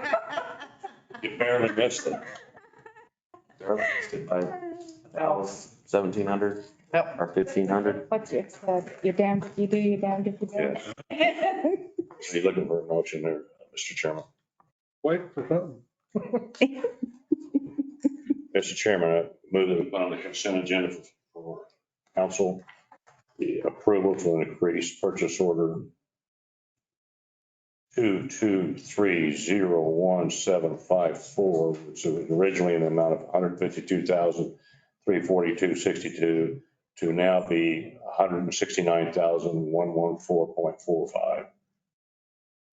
Got a motion. Second. Okay, all those in favor, say aye. Aye. Aye. Okay, passes 4-0. Oh, now we get Glenn again. No. Oh, we get IT sweet. I could think of something with IT for you. All right. Chair, I'm just here to ask early permission to spend some money. So these are our normal every year obligations that we have to pay. We do have some of them starting in July. Last year, we were kind of behind the ball. We had to kind of catch up on the TO stuff, so we tried to come early so we could go ahead and start our payments on time. Ask forgiveness and spot us a month or two. It is the same thing to be done every year. It's our financial software is police and fire, internet services, networking equipment. It's in the budget. He's just asking because of the $60,000 limit. Oh, so. Good. We don't have a total. We got 7 items listed here. Plateau Hotel And is, it's all out, but kind of all out of different accounts, so I didn't really want to total it because some of it's out of fire, some of it's out of police, some of it's out of dispatch, some of it's out of water, some of it, I mean, it's kind of all mixed up everywhere, so. I have a question on 6. Is it Wells Fargo printer or is it Well Fargo printer? Wells Fargo. So there is an S on that. It just looked weird to me.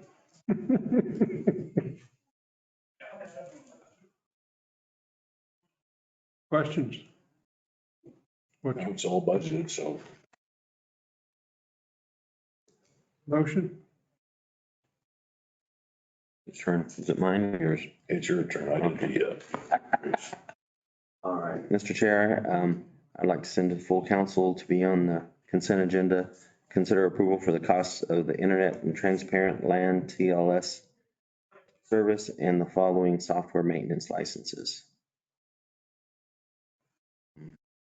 Tow Internet, total service, 280,000. Extreme Networks, network equipment subscription, 99,000.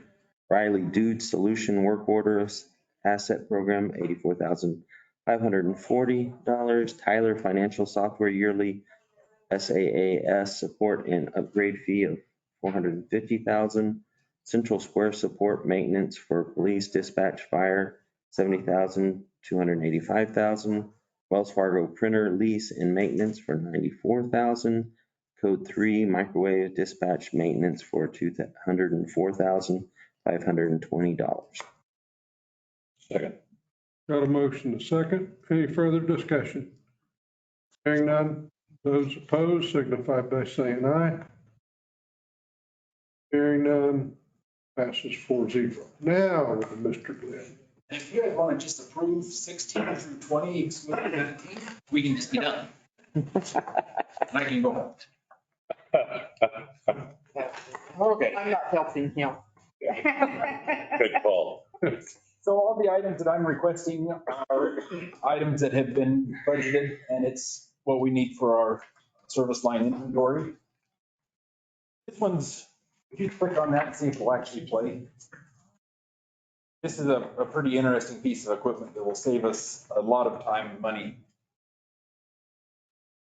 This is a way to start changing our service lines instead of digging stuff up.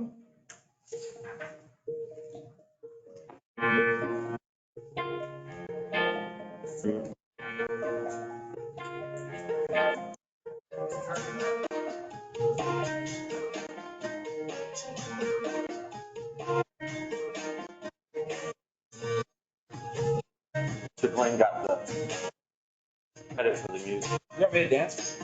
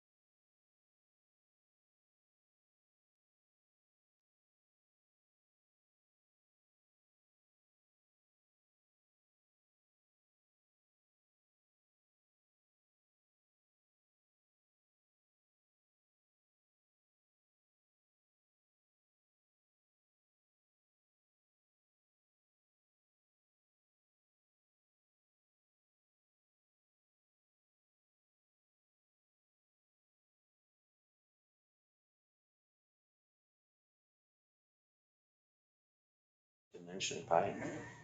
What's that? What's the dimension pipe? You can pull anything, it'll pull up to a 3-inch service. Usually I don't recommend buying this stuff until I've actually got my hands on it. The nearest one is up in Denver. I have talked to the construction company that owns 5 of them, and they have been doing this for Denver Water for about 2 years, and he has nothing but good stuff to say about it.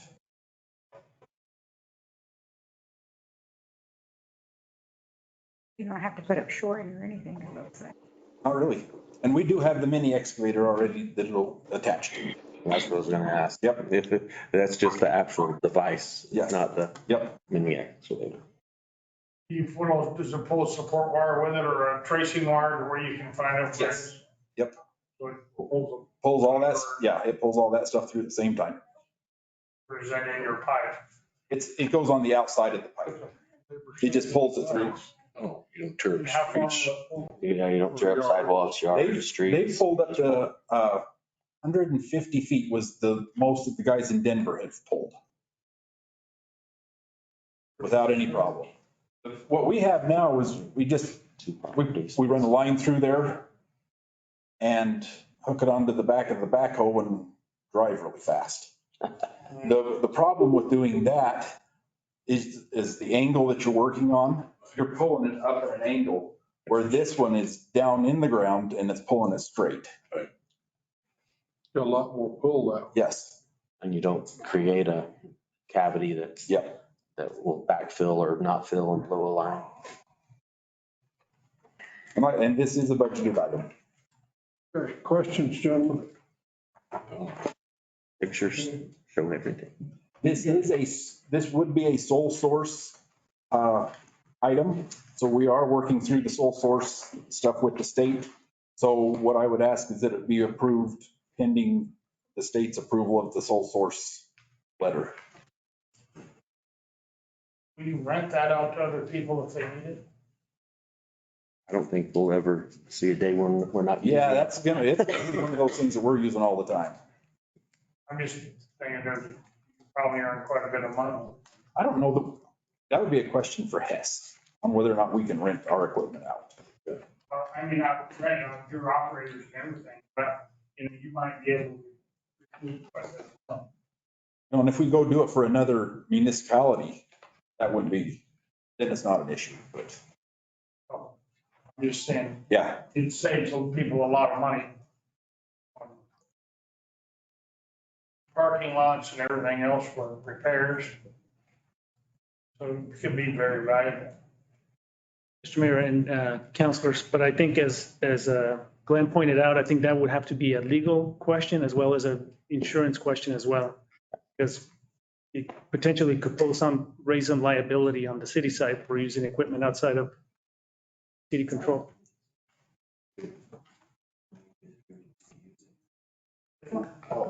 Yeah, that's what I don't think. We're digging up service lines all the time. Yeah. Not only that, I mean, a lot of times the other way, we're trying to pull service through, we use a Chinese finger, what we call. We get the cable, we try to pull through an angle and then it snaps. Mix onto the road, then we end up having to cut the road open, dig half the road open, then you're out the cost of the asphalt, mobile field to get it, the density, the compaction back. So it starts costing us more. In the long term, this thing will pay for itself in the first few services that we have. We did some real quick figuring and it was like, if we could pay for this with what it costs us to do 87 services if we have to dig them up. By the time you get the manpower and the asphalt and then you have to worry about the compaction. Right. Because you always have that dip that shows up. People don't like. Yeah. And this, you don't worry about any of that. Okay. Any other questions, comments? Okay. You have a really nice place on the consent agenda. I think we're gonna put it on the regular agenda because you can do a little dance with the music when you show the video. I wear my shorter shorts. I'm not asking for that. No, put your big boy pants on, all the way to the ankles. But I would like for it, just because I think it'd be cool to have that in a public meeting, just so that people know Well, we're saving money. The one thing that I would like to do is when we get all of this equipment together is have it at that next council meeting and have it there at the meeting so you guys can see it on your way in. I'd like to start showing this stuff off more. This equipment is available right now. We don't have to wait 6 months. This one, they have it in stock. It takes it about 3 weeks to get here. And somebody said that they would help me get a purchase order and stuff so we could get it ordered. Not until July. She said that there was something that could happen, but I won't mention who said that. Well, we first have to get it approved. Yes. The sole source. And that's asking the state to move faster than. And you think I'm gonna help you? That would, well, we're not even gonna get the sole source stuff in probably till June 20th. So. Well, it's got to go through, It's still got to go to council, so, yeah. You looking for a motion, Mr. Chairman? Yes, sir. Okay. I move that we approve send a full council the approval of purchase of a 12S 400 series pipe puller in the amount of $73,195. Second. Got a motion second. Councilor Perry, got any comments or questions? I think it's an awesome thing. We just have to keep the mayor from playing with it, and I think we'll be okay. You get him down, I'll sit on him. How's that? You did say. That's a big approval of the. All right.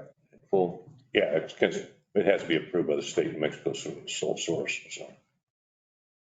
Does that make you both part of Roswell Resistance?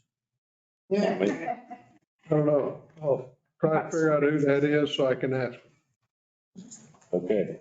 I just have an editorial comment, Mr. Chairman. Go ahead. It's amazing how all of this new equipment stuff purchases by Mr. Glenn is showing up with our new budget here. You notice how quickly he is to move on that? He's in a hurry. That's I because I want kind to of make have sure that money is going to be.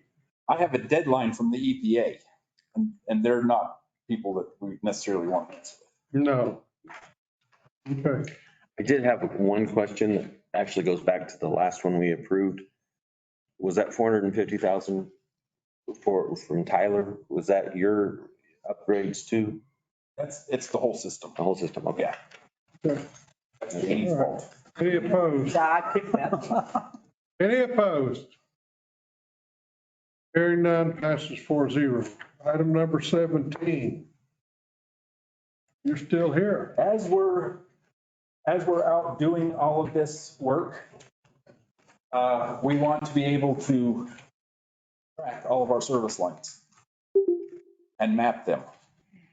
So this is going to be a larger project. With this, we can actually put it right into the GIS system. And we'll actually mark the service lines from the main to the meter to the foundation of the house.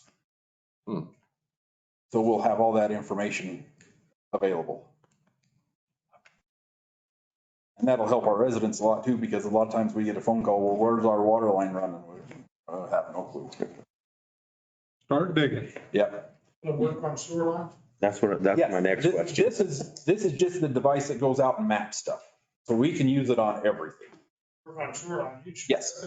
You go with that. So that's, Is that for use with the asset management plan? That's part of it. and it'll be part of that Used for too. that. So just so you're aware that we did get a grant, not for the equipment, but we did get a grant for the asset management plan for phase 1 and phase 2, which will come in this next year. And when we're about where the third phase will apply for some more money. So that would help move the phase quicker.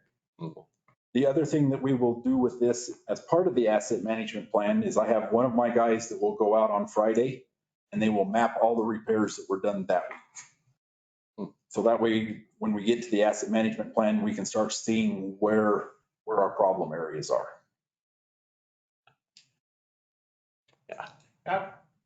On these things, how well do they work? I mean, do you have to know at point, does it just send, how do you track where you're? It collects the data from the point that we have over here in the engineering department. There's an antenna over there that picks up the signal. And then it does it from at least 3 of the satellites. So all you're doing is going out there and marking that point. And instead of getting a kind of, sort of, you're within 4 foot, you're getting an exact point to go to. All this is a data collector. Mr. Mayor, you're probably asking if it can pick up lines in the ground and pick them up. No. It will not do that. You have to actually know where the lines are at, valves, et cetera. You have to be able to set it on the exact point. On the valve. On the valve itself. And that's going to be a key part of the GIS system, getting it set up. I mean, I got more knowledge than anybody in the system. So I want to help them get it all mapped out before I end up retiring. So it's critical we get all this established before I end up leaving, because I can upgrade all the new stuff we put in the ground, all the old stuff, along with help, because we got maps where all our employees can go out and do what they can find, but then I can help them find what they do not know. That's going to be essential to getting our asset management on top of our GIS system. And then that's going to be set up on a layered system where later on, we can just pull up sewer lines, we can pull up water lines. We might be able to coordinate with gas company. We haven't got that far yet, but they might give us theirs so we can just layer it into our system. And we'll know where everything's at. Yeah, I mean, this is something that, 8 or 311 or 811 or whatever it is, dig would be worth having. Yes. That'd be very helpful. So this is compatible with the system that we have now. Our department has one now that we use for the valve exercising program, where they're out there, let's say, exercise the valves, they're marking the valves, putting the information about the valve on there. So this will just be an addition to our toolbox.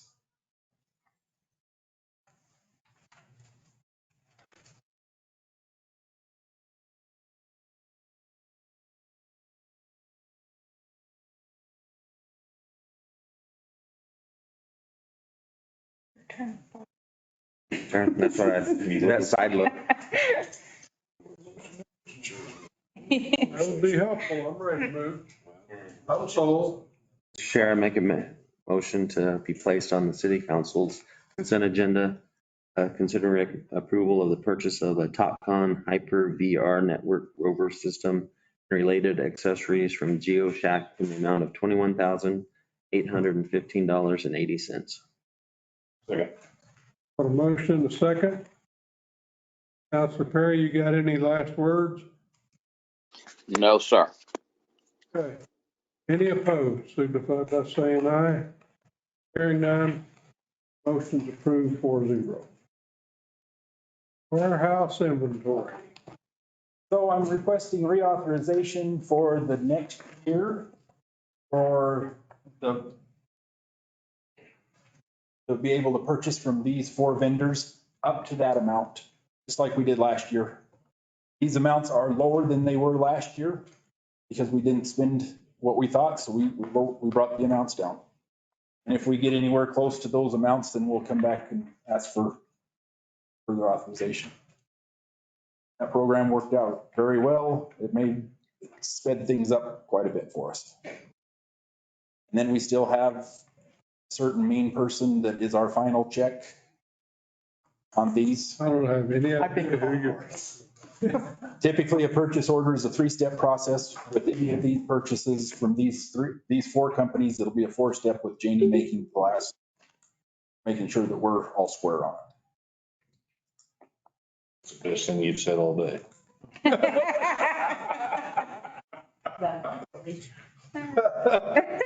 had to say nice things about her to the auditor.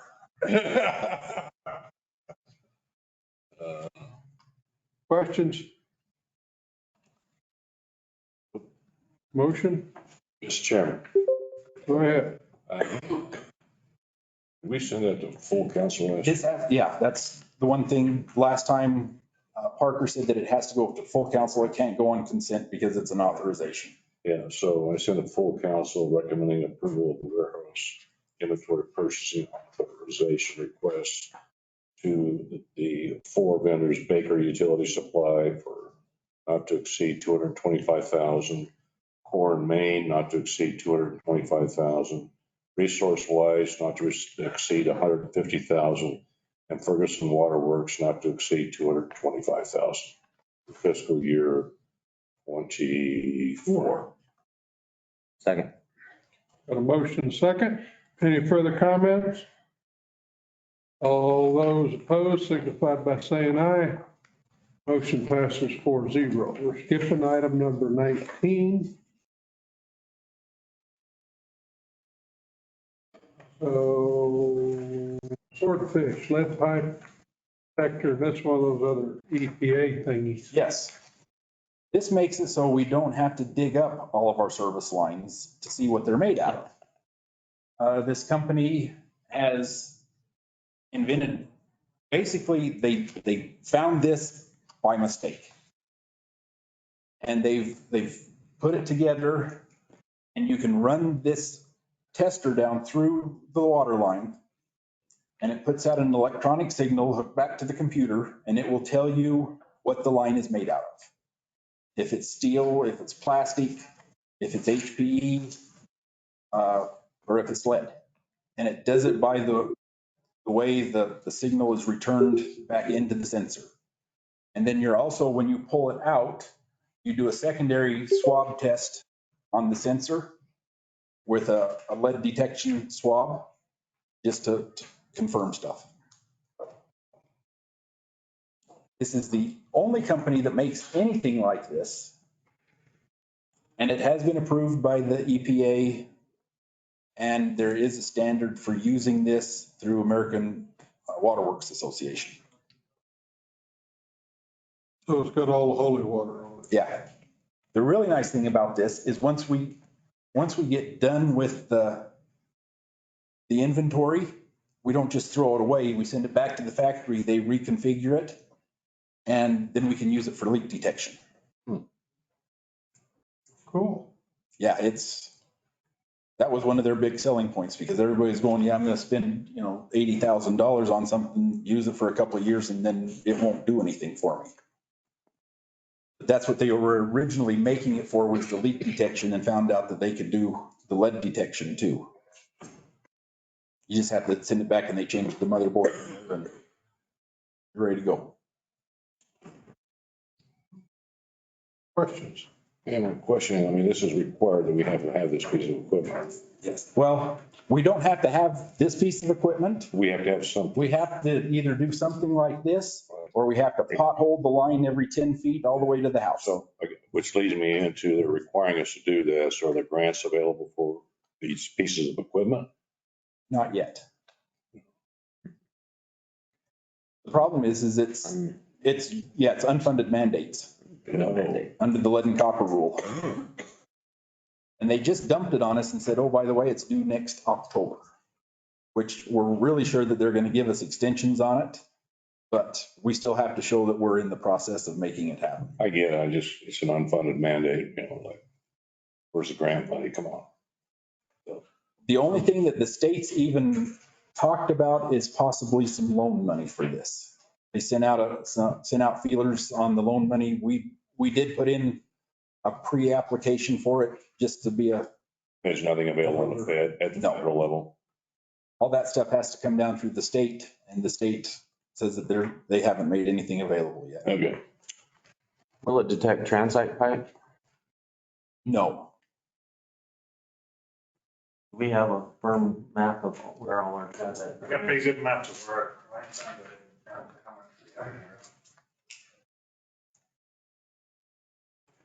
Mr. Chairman. The transite pipe, as long as you don't mess with it, it's okay. Unless we start getting. That stuff, lasts for a long time and it's very durable. You just have to cut it straight. As long as we don't have bleed through, which we have already had bleed through. And had to replace that pipe. Where you get that though is where you have the water that stands a lot. If you have water that's running through it, you get that biofilm on the inside of it and life's good. That stuff will last forever.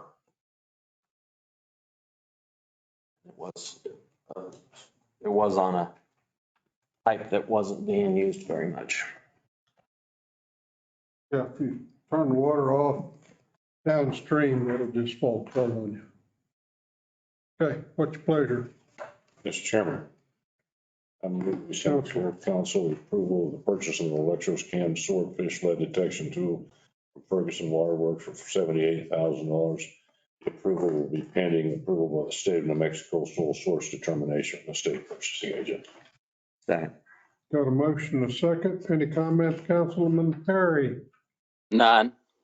Okay, any opposed to the motion?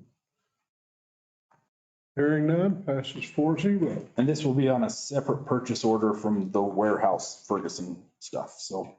Yeah, we understand. Unless Janie makes you. Jamie doesn't know, won't hurt her. Unless there's a fifth step. That's why it's next year. I was Is just this curious. try to make Janie happy day? Is that what's going on here? Try to make Janie happy day? Is that what's going on here? He wanted to make sure that that didn't, that 70-some thousand, it counted against his 225. Right. That's what he. And just so that real quick, I think I put on the abstracts that we've saved about $30,000 on this stuff by making some deals with these companies and that. That's nice. Yeah. I'll just give you one more piece of equipment you can buy later. Yep. Leave it here. My cash on hand that somebody says I need. Okay. Bob might want to say. I do. I done spending money? No, you're not. You all. Yes. Yeah, Yes,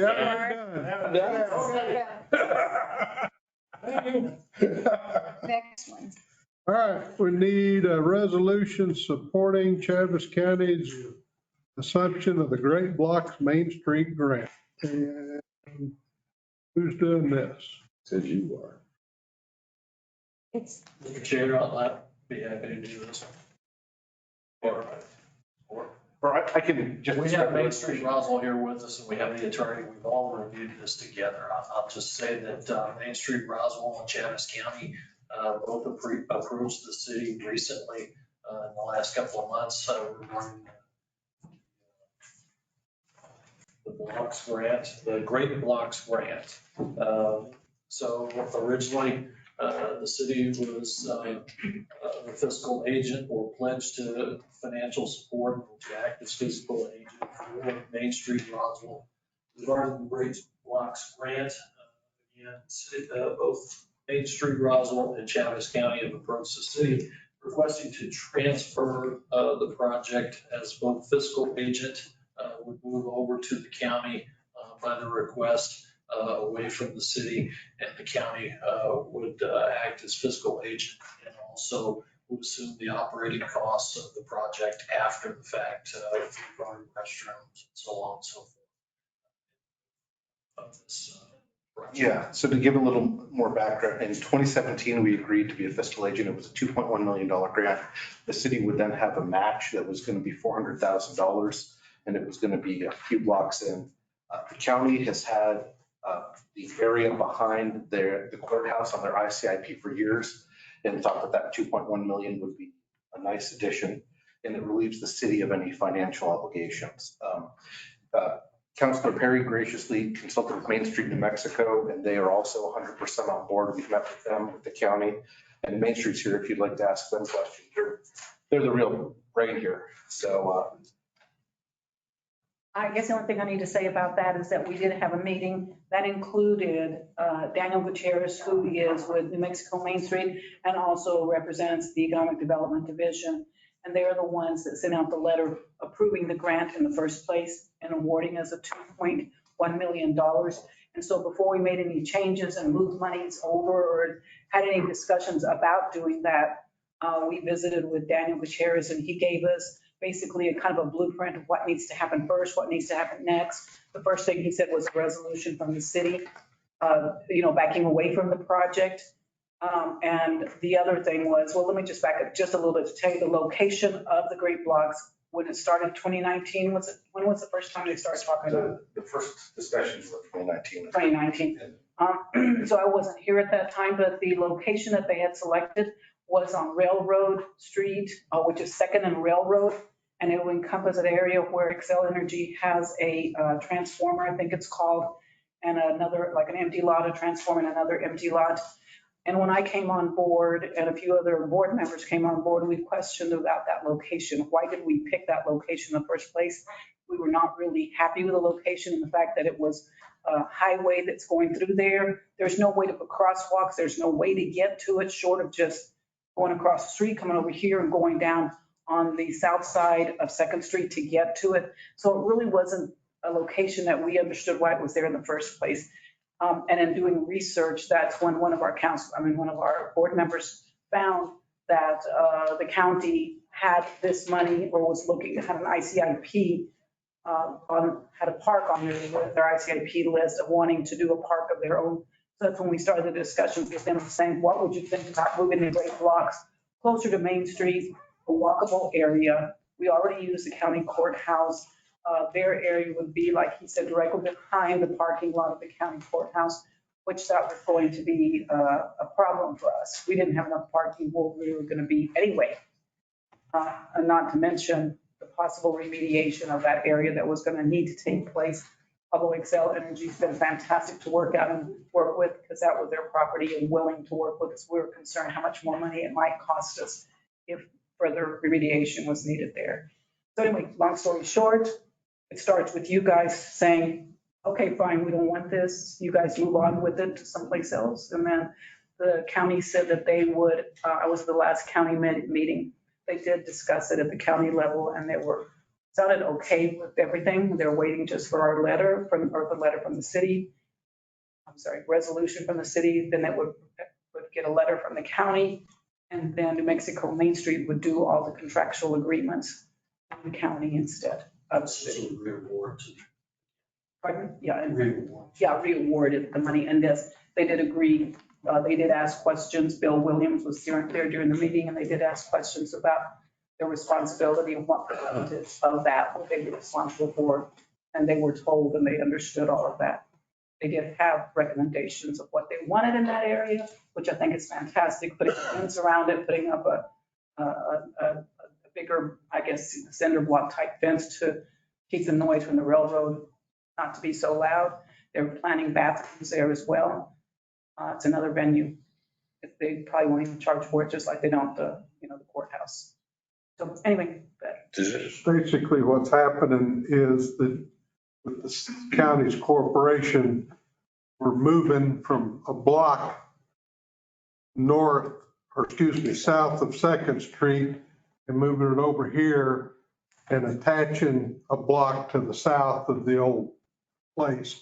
So it will now go from Fifth Street to Second Street instead of Fourth Street.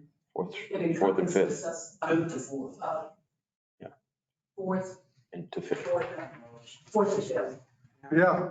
It's directly behind the courthouse and there's that parking lot and that directly behind. Right. From the alley to the railroad there, basically. Just another aside on this is that Bill did talk about when we finally get this done and we're ready to, make a media announcement about this. He really would like to see this as a cooperation or collaboration between the city of Roswell, Chaves County, and Main Street. As a united front of us all agreeing that this is a better spot for it than where it's at. I got it. I think my name's on it. I knew something about it. The old spot, the old Excel. Yeah, the old one. Yeah, that'll be. That thing had to be remediated and all kinds of Well, stuff. they've already, last time I talked, and that's my question is, have we talked to Excel? Yep. Do they know we're off of That was that? 100% on board with us not using their land. Yes. No, they had a I talked to Mike. He said that they had just completed the environmental impact.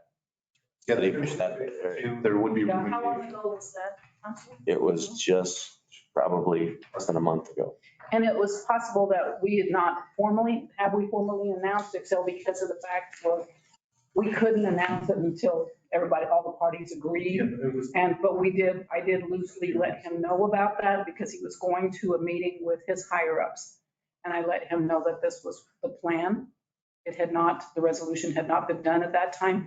But now that the resolution is done, I'm sure a letter could go out, a formal letter could go out to Excel. Call within 3 weeks ago. We let him know he really had no. He was appreciative of the knowledge. They had, Excel's a big company. They really are. And they have other plans for that area, I think, as well. So they just wanted to see if they could move on with further plans. Then my next question is, has the county done an environmental impact? of that land? That will be on them to do. That's on the county. Are they Yeah. willing to do? I think they probably already got it done because if I remember correctly, when they were, before they built the parking lot, because they had to tear down 12 apartments on 4th Street there and down Virginia. There was a bunch of buildings. The sheriff's office used to be on the corner of Virginia and 5th Street. Right. And I think they had to do all that before they could do the parking lot. Don't know that. I was a judge back then when that was going on, but I feel quite confident that once they started their survey, they didn't stop at the alley. Surely they didn't. And just went ahead because they had to remove the old wool warehouse and a bunch of stuff between the alley and the railroad track. Just one building standing over there. The only thing here, you had the wool warehouse that was there, and the wool warehouse didn't store anything, any kind of contaminants or anything like that. The wool was quite safe there. The only other thing was there was the other building next to that was an old moving storage warehouse, and it was all constructed, and what they stored in that were containers of merchandise and stuff that people loaded and stored in. That's the only thing that was in that building. And if I may, Chairman, the park itself would encompass 4th and 5th Street. So the wool and mohair building is south of 4th It used Street. to be two. It used to be one on this side. On the other side as well. Well, there's nothing there now. It's an empty lot. There were two of them on the other side as well. And I know that the county did already said that they're aware that they're going to have to redo some, what do you call it, architectural designs, and they're all aware of that and the percentage of what they're going to be responsible for. It's just a matter of. Well, and the idea of having their parking lot right there, because most of this facilities is going to be happening. Most things that happen here would be during the weekend or after hours. So their parking lot would be, we don't have to build another parking lot. Sorry, Mr. Chair, Councilor Perry had asked me to put in one more recital, which I read to you. You do with what you will be. Whereas Main Street in Mexico has been appraised with the proposed changes in location to be shared and is supported with these changes. So that will just be added under the whereas, the third whereas, making it four. Councilor just wanted to make sure that. You want to add that to the third whereas? Is that what you're? To make it a fourth whereas with that language. Right. Do I have a motion for that amendment? Add a fourth whereas. So moved. Got a motion, a second. Any questions, Councilor Perry? I have other questions that I have found with reading it, but I can just go through those real quick, or we can just go ahead and adopt that amendment real quick. Well, let's do the amendment real quick. All those in opposition of the adding the fourth whereas signify by saying aye. Okay, it's amended. Now, your question, Councilman Perry. Yes, and forgive me, if I would have seen all this before, I would have talked to Hess and chat about these changes as well, but there's some things that need to be fixed in here. The third whereas Main Street, Roswell, and County agree that it is in best interest of downtown revitalization. That should read, whereas Main Street, Roswell, and the county, or Chaves County, either or, agree that it is in needs to be added, best interest of downtown revitalization. Also in the now therefore, be it hereby resolved, need the number 1 taken out of resolved. And then by this governing, the letter R to be added to the word governing. Yep. And Thank you, last but not least, by the body that the city manager is instructed to relinquish the city's role in the Great Blocks Grant, take all appropriate actions to wind down the city's participation. As I read that, I'm getting a little picky with this one, I know, but I would rather see the word absolve or transfer instead of the words wind down. I don't really know what wind down means, so if maybe we can use absolve or transfer. I leave that to the legal mind to know what's a better word to use. Absolve is exceptionally adequate. Okay. My last question, in the resolution naming itself, a resolution supporting Travis County's assumption of the Great Blocks Main Street grant. And there again, because I'm not a legal mind, I don't know if it's just covered in the resolution enough, or should that be better said, something to the point of a resolution supporting the city of Roswell's transfer of the Great Blocks Main Street grant to Travis County, or through the resolution, does it suffice? It's your preference, Counselor. Either way would work. My preference would be a resolution supporting the city of Roswell's transfer of the Great Blocks Main Street grant to Travis County. I think that would be my preference, but I think it gets the job done either way. I don't want to keep this going any longer than we have to. And I again apologize for making those changes in the meeting. Hess, I should have gone over those with you, but I'm just now noticing them sitting here as we're in the meeting. Not a problem. That's what we're having a meeting about. Councilman Perry, Yes, sir. you didn't by chance attend Yale, did you? I mean, it seems to be an awful lot of things that the Yale person correcting these Harvard people just left and right. Well, You've done a very fine job. I'm from Tennessee. I'm not a hillbilly. I'm a Hill Williams, so that just makes it a little better. So. All right, so that's an amendment. No, we're just saying. Those are just all. Those are all. Okay. And Mr. Chairman, I'm comfortable if Mr. Eintema has got that information there with him to just put that together without that. Those are Scribner's. Okay. Well, he was writing down. I don't know what he wrote down, but. We're working no play makes us a dull boy. Okay. All right. So we're good on that. I'm ready for a motion. Well, Why? I got a question, sorry. Oh, I'm trying to get a motion out of Councilman Perry so he don't feel quite so indebted. The Great Blocks program is just, it was just a small portion of, but there's more than one phase of it, was there I not? believe there was 2 phases. 2 phases. And it's just the actual building the park area, right? It's, the whole area is the railroad revitalization. It's just part of that, which the city is still a part of.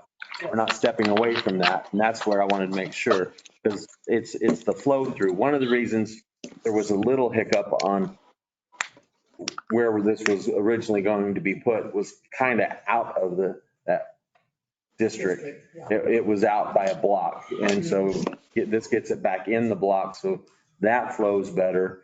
I know that the county had always wanted to put a park there, so that helps that issue. I hate the fact, though, that we spend all the renderings and all the money we'd already spent. Hope they can use some of it when they go to redesign this park. But I mean, I have all the extra designs in my that helps them be sure they're gonna have to start their own from the bottom up. Yeah. It's still gonna be possible. all right. Yeah. Councilman Perry, Yes, sir. you made so many changes on this thing. Do you want to make a motion to approve it? Well, give me a moment. I had just walked down a flight of stairs to Well, grab You're not something. breathing hard. I don't care about that. Are you going to make a? All right. I make a motion that we send to full council the resolution in support of the city of Roswell transfer of the Great Blocks Main Street grant to Travis County with the changes that were discussed earlier. There, you won't be quite as obligated when you get back. All I have right. a second. Second. Got a motion and a second. Any opposition? Hear none, passes 4-0. Okay, item 22. Sir, Mr. Chair and city councilors, I will turn this over to Lieutenant Fry to give the full presentation. But I did want to bring it to your attention that this was put through public safety. It was voted 3-0 in favor for full city council. We did want to bring it to finance. It was not recommended through public safety, but we did want to bring it to finance because we knew the money value to it and was interest in it that would be, and we did not want to go to city council and go through the process of it, get it back and go through more time. So I'll turn it over to Lieutenant Fry. Lieutenant? Currently, the Roseville Police Department has 2 contracts with Axon. The first one is for 75 body cameras purchased in June of 2022. The second one is for an additional 20 body cameras purchased in December of 2022. That gives us a total of 95 body cameras. As we have upped our number to 104 sworn officers is our goal and our fully staffed, we would require more body cameras. The new purchase would require a third contract. Well, it would require 12 additional body cameras. In addition to that, what we are trying to do is add in 34 additional user licenses and get us an unlimited data storage. Currently, we have bought 19 terabytes a la carte data. And last I looked last week, we were at like 25 terabytes. So I fully expect Axon to be sending us a bill at some point. This proposal, this third contract would also include 33 more TASER 7 devices. Currently, we have 61 TASER 7 devices. It is mostly adequate for our patrol officers, but that does not include our detectives. It does not include some of our narcotics agents, does not include some of our support staff. With these additional 33 TASER devices, we would have enough for everyone below the rank of lieutenant. And those are the people with boots on the ground doing the dirty work that we needed. Next slide, please.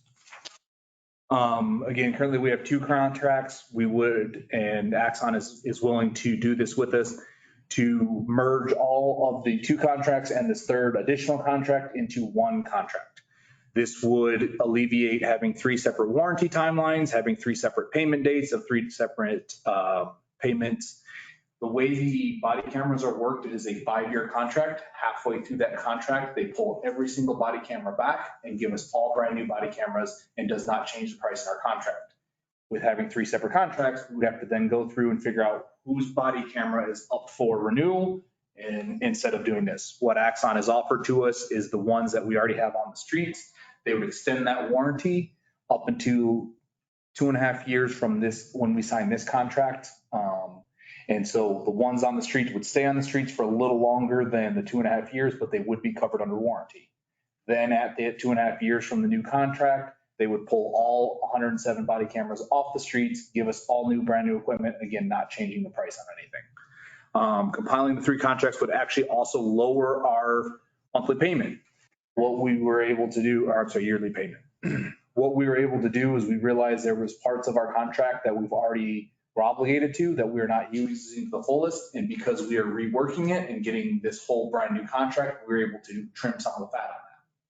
And so we were able to better use that. Next slide. Oh, it would also give us the unlimited data storage. Currently, what we're doing for our photographs and other digital evidence not obtained by body camera is we put it on a server through IT, through the police department.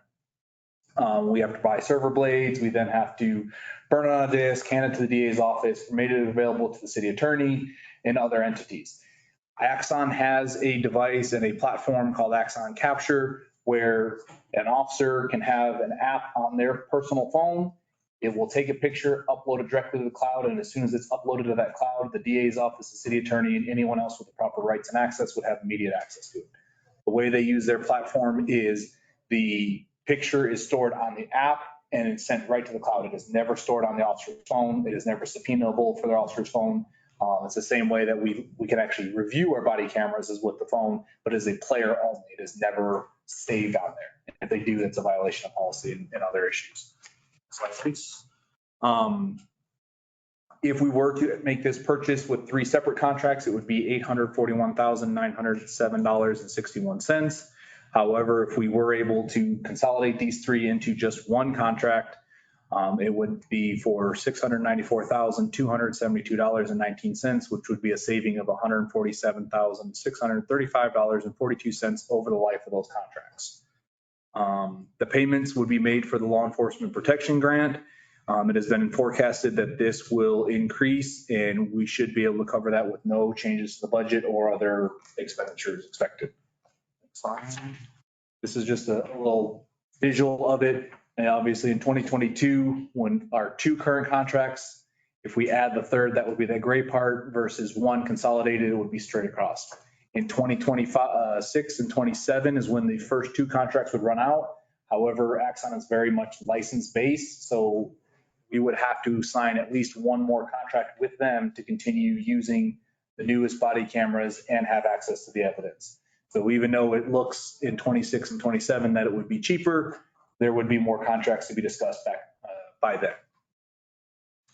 Next slide. And again, just a quick visual of the total amount over the life of the 3 contracts versus the 1 consolidated contract. And you can see on the numbers on the side, we get exactly the same number of every piece of equipment versus the 1 contract versus 3 contracts. I stand for any questions.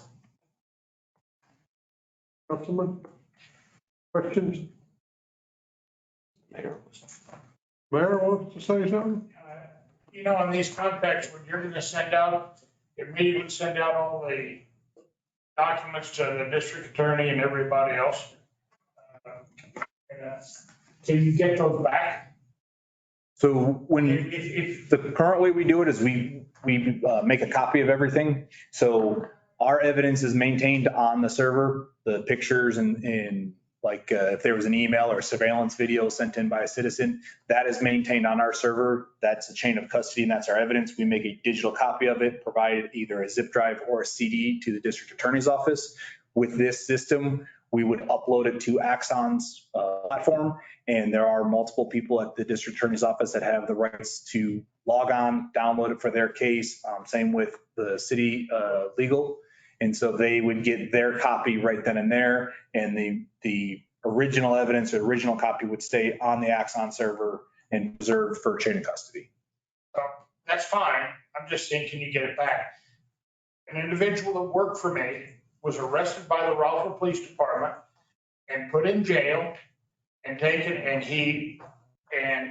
it was a case of mistaken identity. He was put in jail.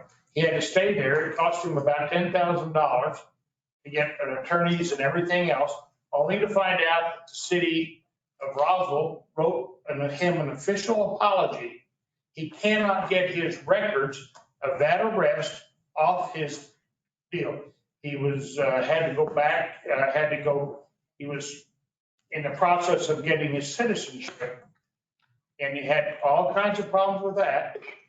And then come back and a new arrest warrant was issued with him, like 5 years later. And he had a written apology from the city of Roswell. And he still got another arrest warrant for the same case. And it cost him another $5,000 in money. And all I'm saying is that you have got to have a way, if you make a mistake, to clean that man's pot. He's had to hire attorneys twice and cost him all this money, and everybody just tells him, too bad. Well, none of those would go through the Axon platform for the body cameras, so this would not have any effect. Mr. Mayor, actually what you're speaking of is he has to go through the steps to have his record expired. That you should pay for it. That's between him and the city. If that happens, that's what happens. But he would actually have to start that process and then go back through and possibly do a civil action to request it be paid. Because that's just the way that. I mean, it was your mistake. Everything was. And all the stuff was the mistake of the Roswell Police Department. But what he says we're perfect. But once that happens, I don't have the authority to expunge his record personally. That has to go through the state. Once that happens and it comes through the judicial and we are told to wipe it out, it goes away. We go through, we take everything out of his records, we take out his mugs, we take everything, any warrants that's based on that will be quashed and it'll all go away. But we can't start that. When you wrote him an apology, something should have started But take that out. Mayor, part of the problem you got is there's a warrant for his arrest and you got a court file that goes with it.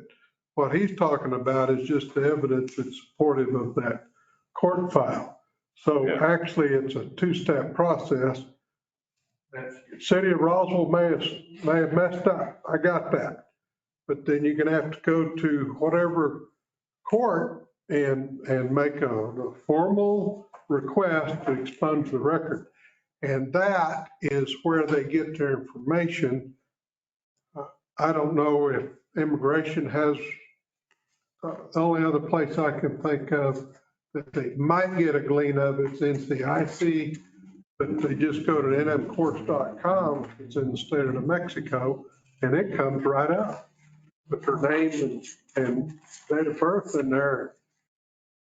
It's like 5 years later and they put out another arrest.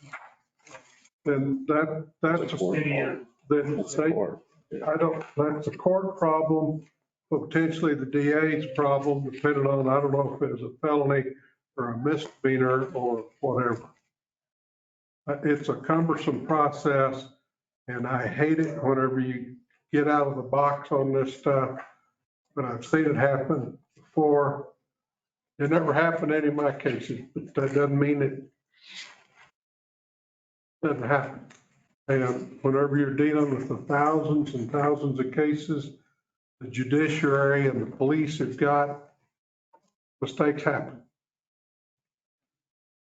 So that's what needs to happen. Is it something that I need to look into now?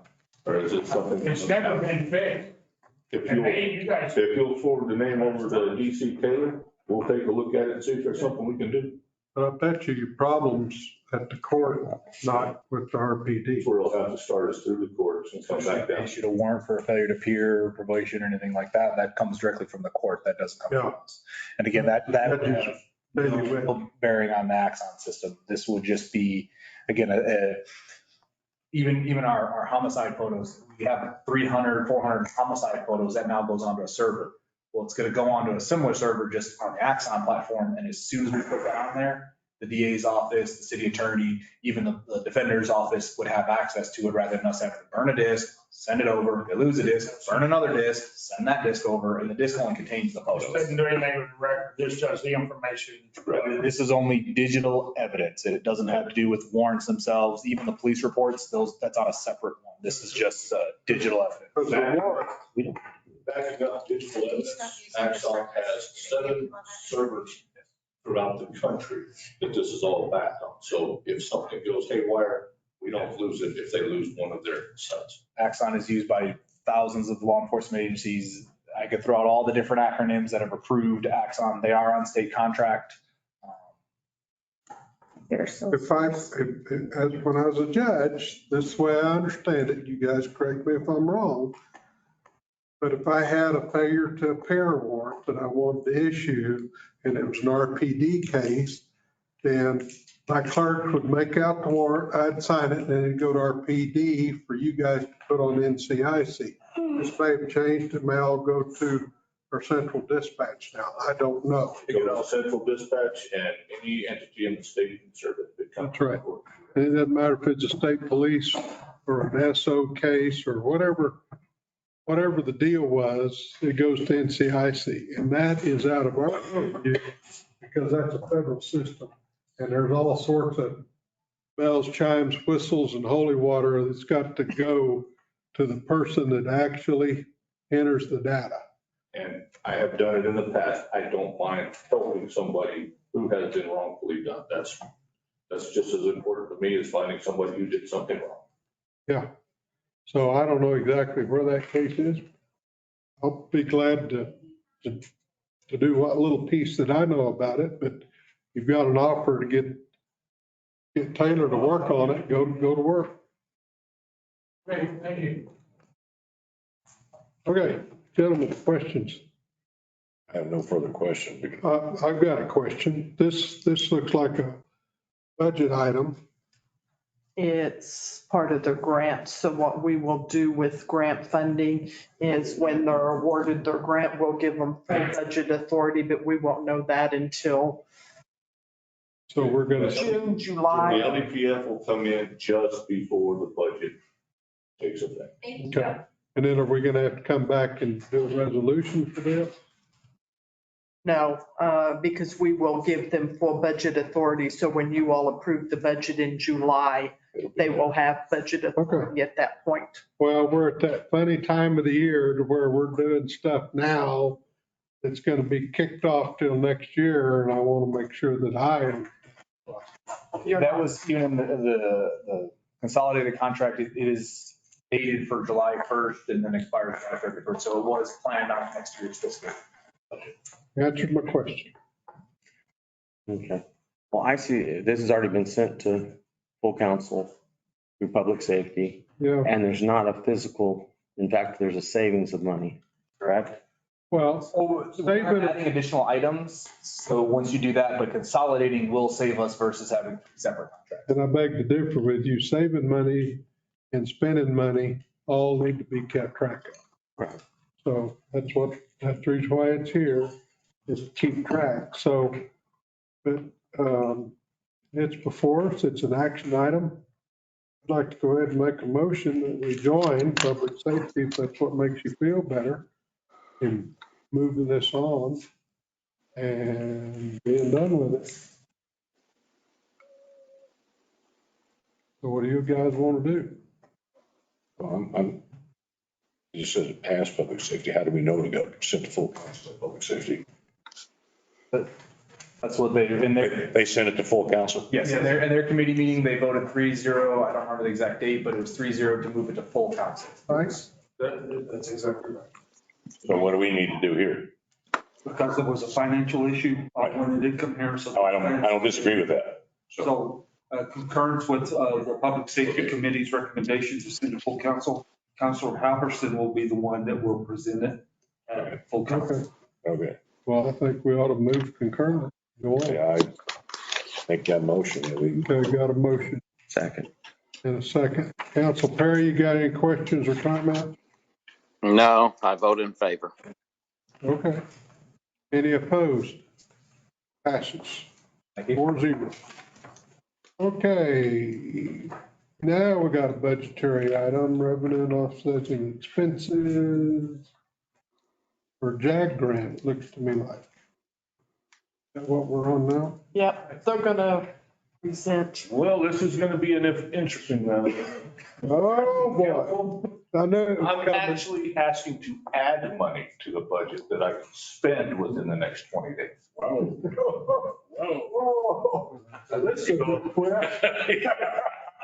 In 2017, we apparently missed getting the JAG grant awarded to us for the $29,904.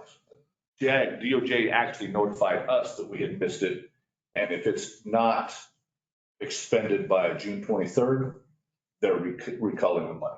Oh, can't let that happen. We have the money. We requested the download. The money is in the city now, waiting to be put into our budget. And then our intention is to turn around and add to it and buy another vehicle, because that's about the biggest thing we can do on this such quick turnaround. We can go to the lot and get a vehicle for Ed. And we were not notified of this. For the last 5 years. We were not notified of this for the last 5 years. We've received 2018, 2019 year grants. 2017 was never brought up until a week ago. And then Jack said, oh, by the way, you have a 2017 that's been, you have 20 days to spend. Well, this is a better gotcha than finding a basement that you didn't know about. This will almost pay for the basement. Yeah. Move this money over to the basement. We won't add any disposal fees on Oh, No tipping fees? okay, it's a resolution. So what else? I'm sorry, Lieutenant. That's what I'm open for any questions. If you need explanation as to how we missed it, I wasn't involved in that. I just got to be fast. Don't let it happen again. Got you for at least a year and a half. Okay. What questions? And it's really just a formality to Yeah. add budget authority for money they've already received. It's got to be spent in JAG, and it has to stay there or they lose it. Okay, let's hurry this up. This one, We need to have a special meeting on this one. I don't want to send any money back. yeah. Well, we can get it done, I think. Okay, Is it a resolution or is it yeah, a? it's a resolution. 23XX according to. The resolution is strictly for the budget. Oh, there it is. Okay. For saving paper, we use both sides. Yeah, okay. All right. Mr. Chair, I make a motion to recommend approval of resolution 23XX, allowing our police department to expend the JAG fund of the $29,904. Yes. Second. Got a motion second. Any comments, Councilman Perry? None. On consent. Huh? On consent. On consent. Okay. On consent calendar. Any opposition? That's a resolution that can't go on consent. No, it's a resolution. You can't do it. Yeah, You get. Nice try. I tried. Well, what? Sorry. We get to see her say, if you're kind to the clerk, she can move us up.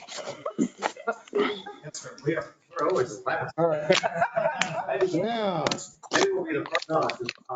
You say best for last. Mr. Cole, you're front and center, buddy, on our ambulance situation. Yeah, and can you get a little closer so they can hear you? Mr. Chair, Finance Committee, we're recommending the authorization of the manager to enter a contract with AMR for ambulance services of no more than $1.4 million. So recently, Mike Matthews and I, Mr. Hess's help in negotiating with AMR. You may recall, AMR brought a contract requesting $2.6 million annually for their ambulance service, which was quite a surprise to the city. After going back and bidding that out and having received 3 different bidders, we did see AMR come back, rise to the top of the bidding process. The problem with that is they were still at 2.4 million in annual costs. Our dilemma as a city, my understanding is we don't want to sacrifice quality of our ambulance service here in Roswell and around Chaves County. And so AMR was the best fit in terms of that and in terms of the bid RFP process for that. After sitting down and negotiating with AMR and reviewing their awarded bid, council approved bid, we looked at their options in their bid package. There was, and I know it says 109 hour option in our background. That should be 108 hour unit hour option. There were 2 options in there in this latest bid. One was for 120 unit hours. The other was for 108 unit hours. We saw the difference in cost between the 120 and the 108, and it was a little over $1 million.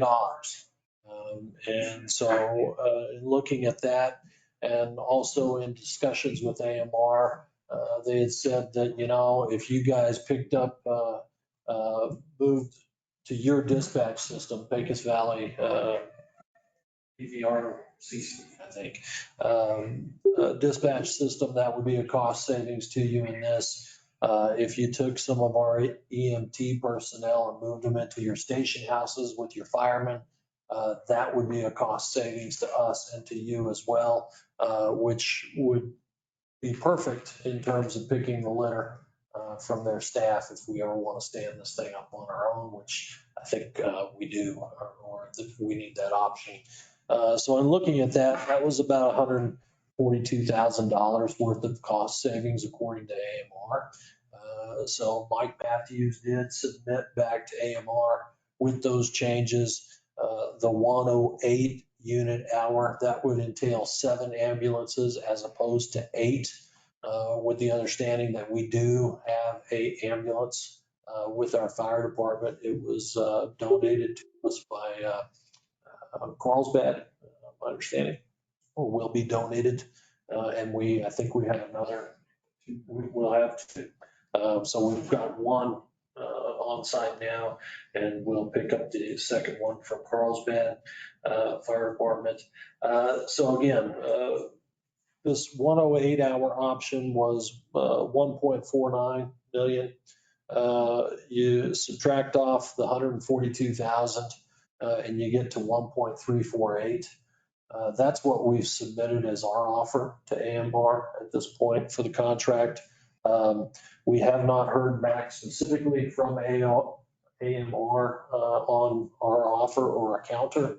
Our understanding is that that's going to be okay, that there are some finer details in the minutia of the contract itself that we need to have with our attorney and their corporate attorneys. But we believe by making this consideration of an anticipated cost to the city of between 1.35 million to up to 1.4 million, not to exceed 1.4 million, we think we can get the job done. I think there's also needs to be some consideration of perhaps an executive session on this and maybe removal of some of the dollar amounts until we get We issued a notice of warrant, so it's all record, it's public. and entertain any questions. This is quite an increase even at 1.4 of the 165,000 that we've been comfortable with over the years. Certainly is. But, so we're going to have to address this. We've had some discussions on how to address this. And I think we're going to have a special city council meeting so we can go over all this stuff. Yes, sir, a workshop. So, and because the fire department has spent a great deal of time and they've got some facts and figures that I think would be very enlightening. Extremely, yes, sir. And help us plan for next time somebody decides to up their bid. Send us a letter 120 days from the end of the contract. That rough figure to blow you out of the park. Yes. Absolutely. I mean, I saw that letter. Mr. Matthews shared it with me shortly after he got it. And I couldn't get out of the chair. In my understanding, this isn't the first time that has happened. Maybe not with this particular company, but with our ambulance service and other companies where something similar has happened. Well, so I understand some other communities have had that hit to the gut, knocked all the wind out of their sail. It's just not us. It's several communities, and AMR is a big national company, right? Yes, sir. Probably everywhere all over the country. So Florida's having issues with the same company. Yes, sir. Okay. All right. I've said my 2 cents. Mr. Chairman. Yes, sir. I noticed that the county was staying with their 25,000. Has there been any communications or negotiations with the county on recognizing this increase in the service that's also given in the county as well? The short answer is yes, they have been communicated with, but I can't tell you what the discussions have. 20%. 20%. They're going to kick in 20%? That's their current plan. Okay, so there you go. We're whittling this sucker down, but we're still a long ways from 165. My question, so the 7, right now, we currently have 8. We run 6 that are for service and 2 for transport. We have right now 4, Mr. Chair, Council Foster, we have 4 dedicated 911 units. And then the rest of them are system overloads. So number 5, 6, 7 are system overloads, long distance transfers and facility transfers. What we're killing off is number 7, which is one of the system overloads. So anytime we go on the system overload, and plus that 7th unit was only 12-hour unit. We were only getting it 12 hours a day anyway. This says we have 7 with this. And then ours is the 8th. Yeah, our unit will make number 8. So they'll still have 7, and we provide the 8th unit on the system overload. And that, and there's enough in this town. I mean, that happens several times a week. They'll get 9 calls all at the same time. So that our guys currently are filling in as a system overload if it goes to the 9th unit or something. We've been doing this, nothing. But on that overload, we can't charge. No, we cannot. Mr. Cole, did you say that we have that one ambulance, but we're getting an additional ambulance? So that would be 9 total? So No. So we have one ambulance, but that ambulance is not part of it anymore. And we got another ambulance coming to us from Eddie County. Eddie County contacted us again today with potentially 2 more used ambulances they want to give to us. So we're going to stack up ambulances here. You know, if somebody ever walks out the door on us, we got to have something to get people to the hospital. So only one of those units will be used. It's already stocked and operational with all the equipment on there, so we can use that, just drop it in line as number 8 to run those calls. And we don't want to get too far over our skis. Those will be council decisions as we move forward. But we certainly want to be prepared to stand up our own ambulance service and control our own destiny. I just want to assure the council that that service is being provided in the city, whether it's with AMR or the Ross Fire Department. We're going to make sure that service is provided no matter who it is.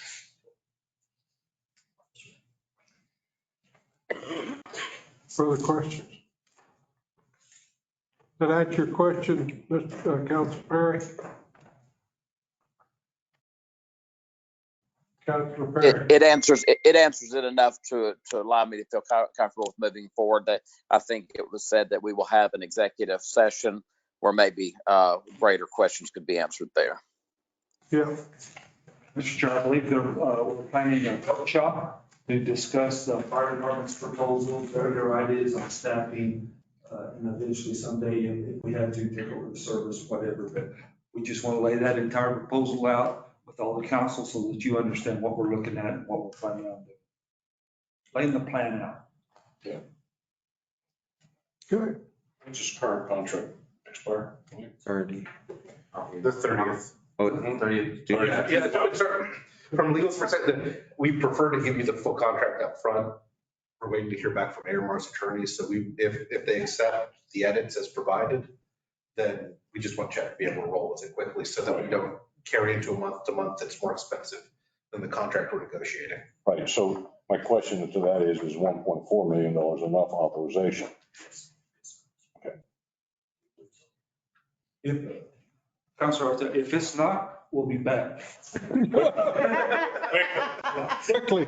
I mean, in a special. I mean, it doesn't hurt us to go 1.5, 1.6. It doesn't mean you're going to spend that. We're just authorizing you to do it.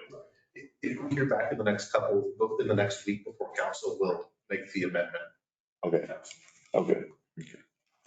I'm ready to move forward. Mr. Chairman, I move that we recommend the full council authorize the city manager to enter into a contract with AMR for no more than $1.4 million for service for July 1 of 23 to June 30 of 24. Second. Got a motion second. Councilor Perry, you have any further comment? Councilor Perry? Must have lost it. Okay, all those in favor say aye. Aye. Aye. Not at this Councilor Perry, time. you're an aye? Fine, sir. Okay. All right. Not at this time. Aye. Okay, thank you. All right, we're to public participation. Anybody in the room have any comments? Questions? Look like mostly city people in the newspaper. Chairman of the committee, we have a question for anybody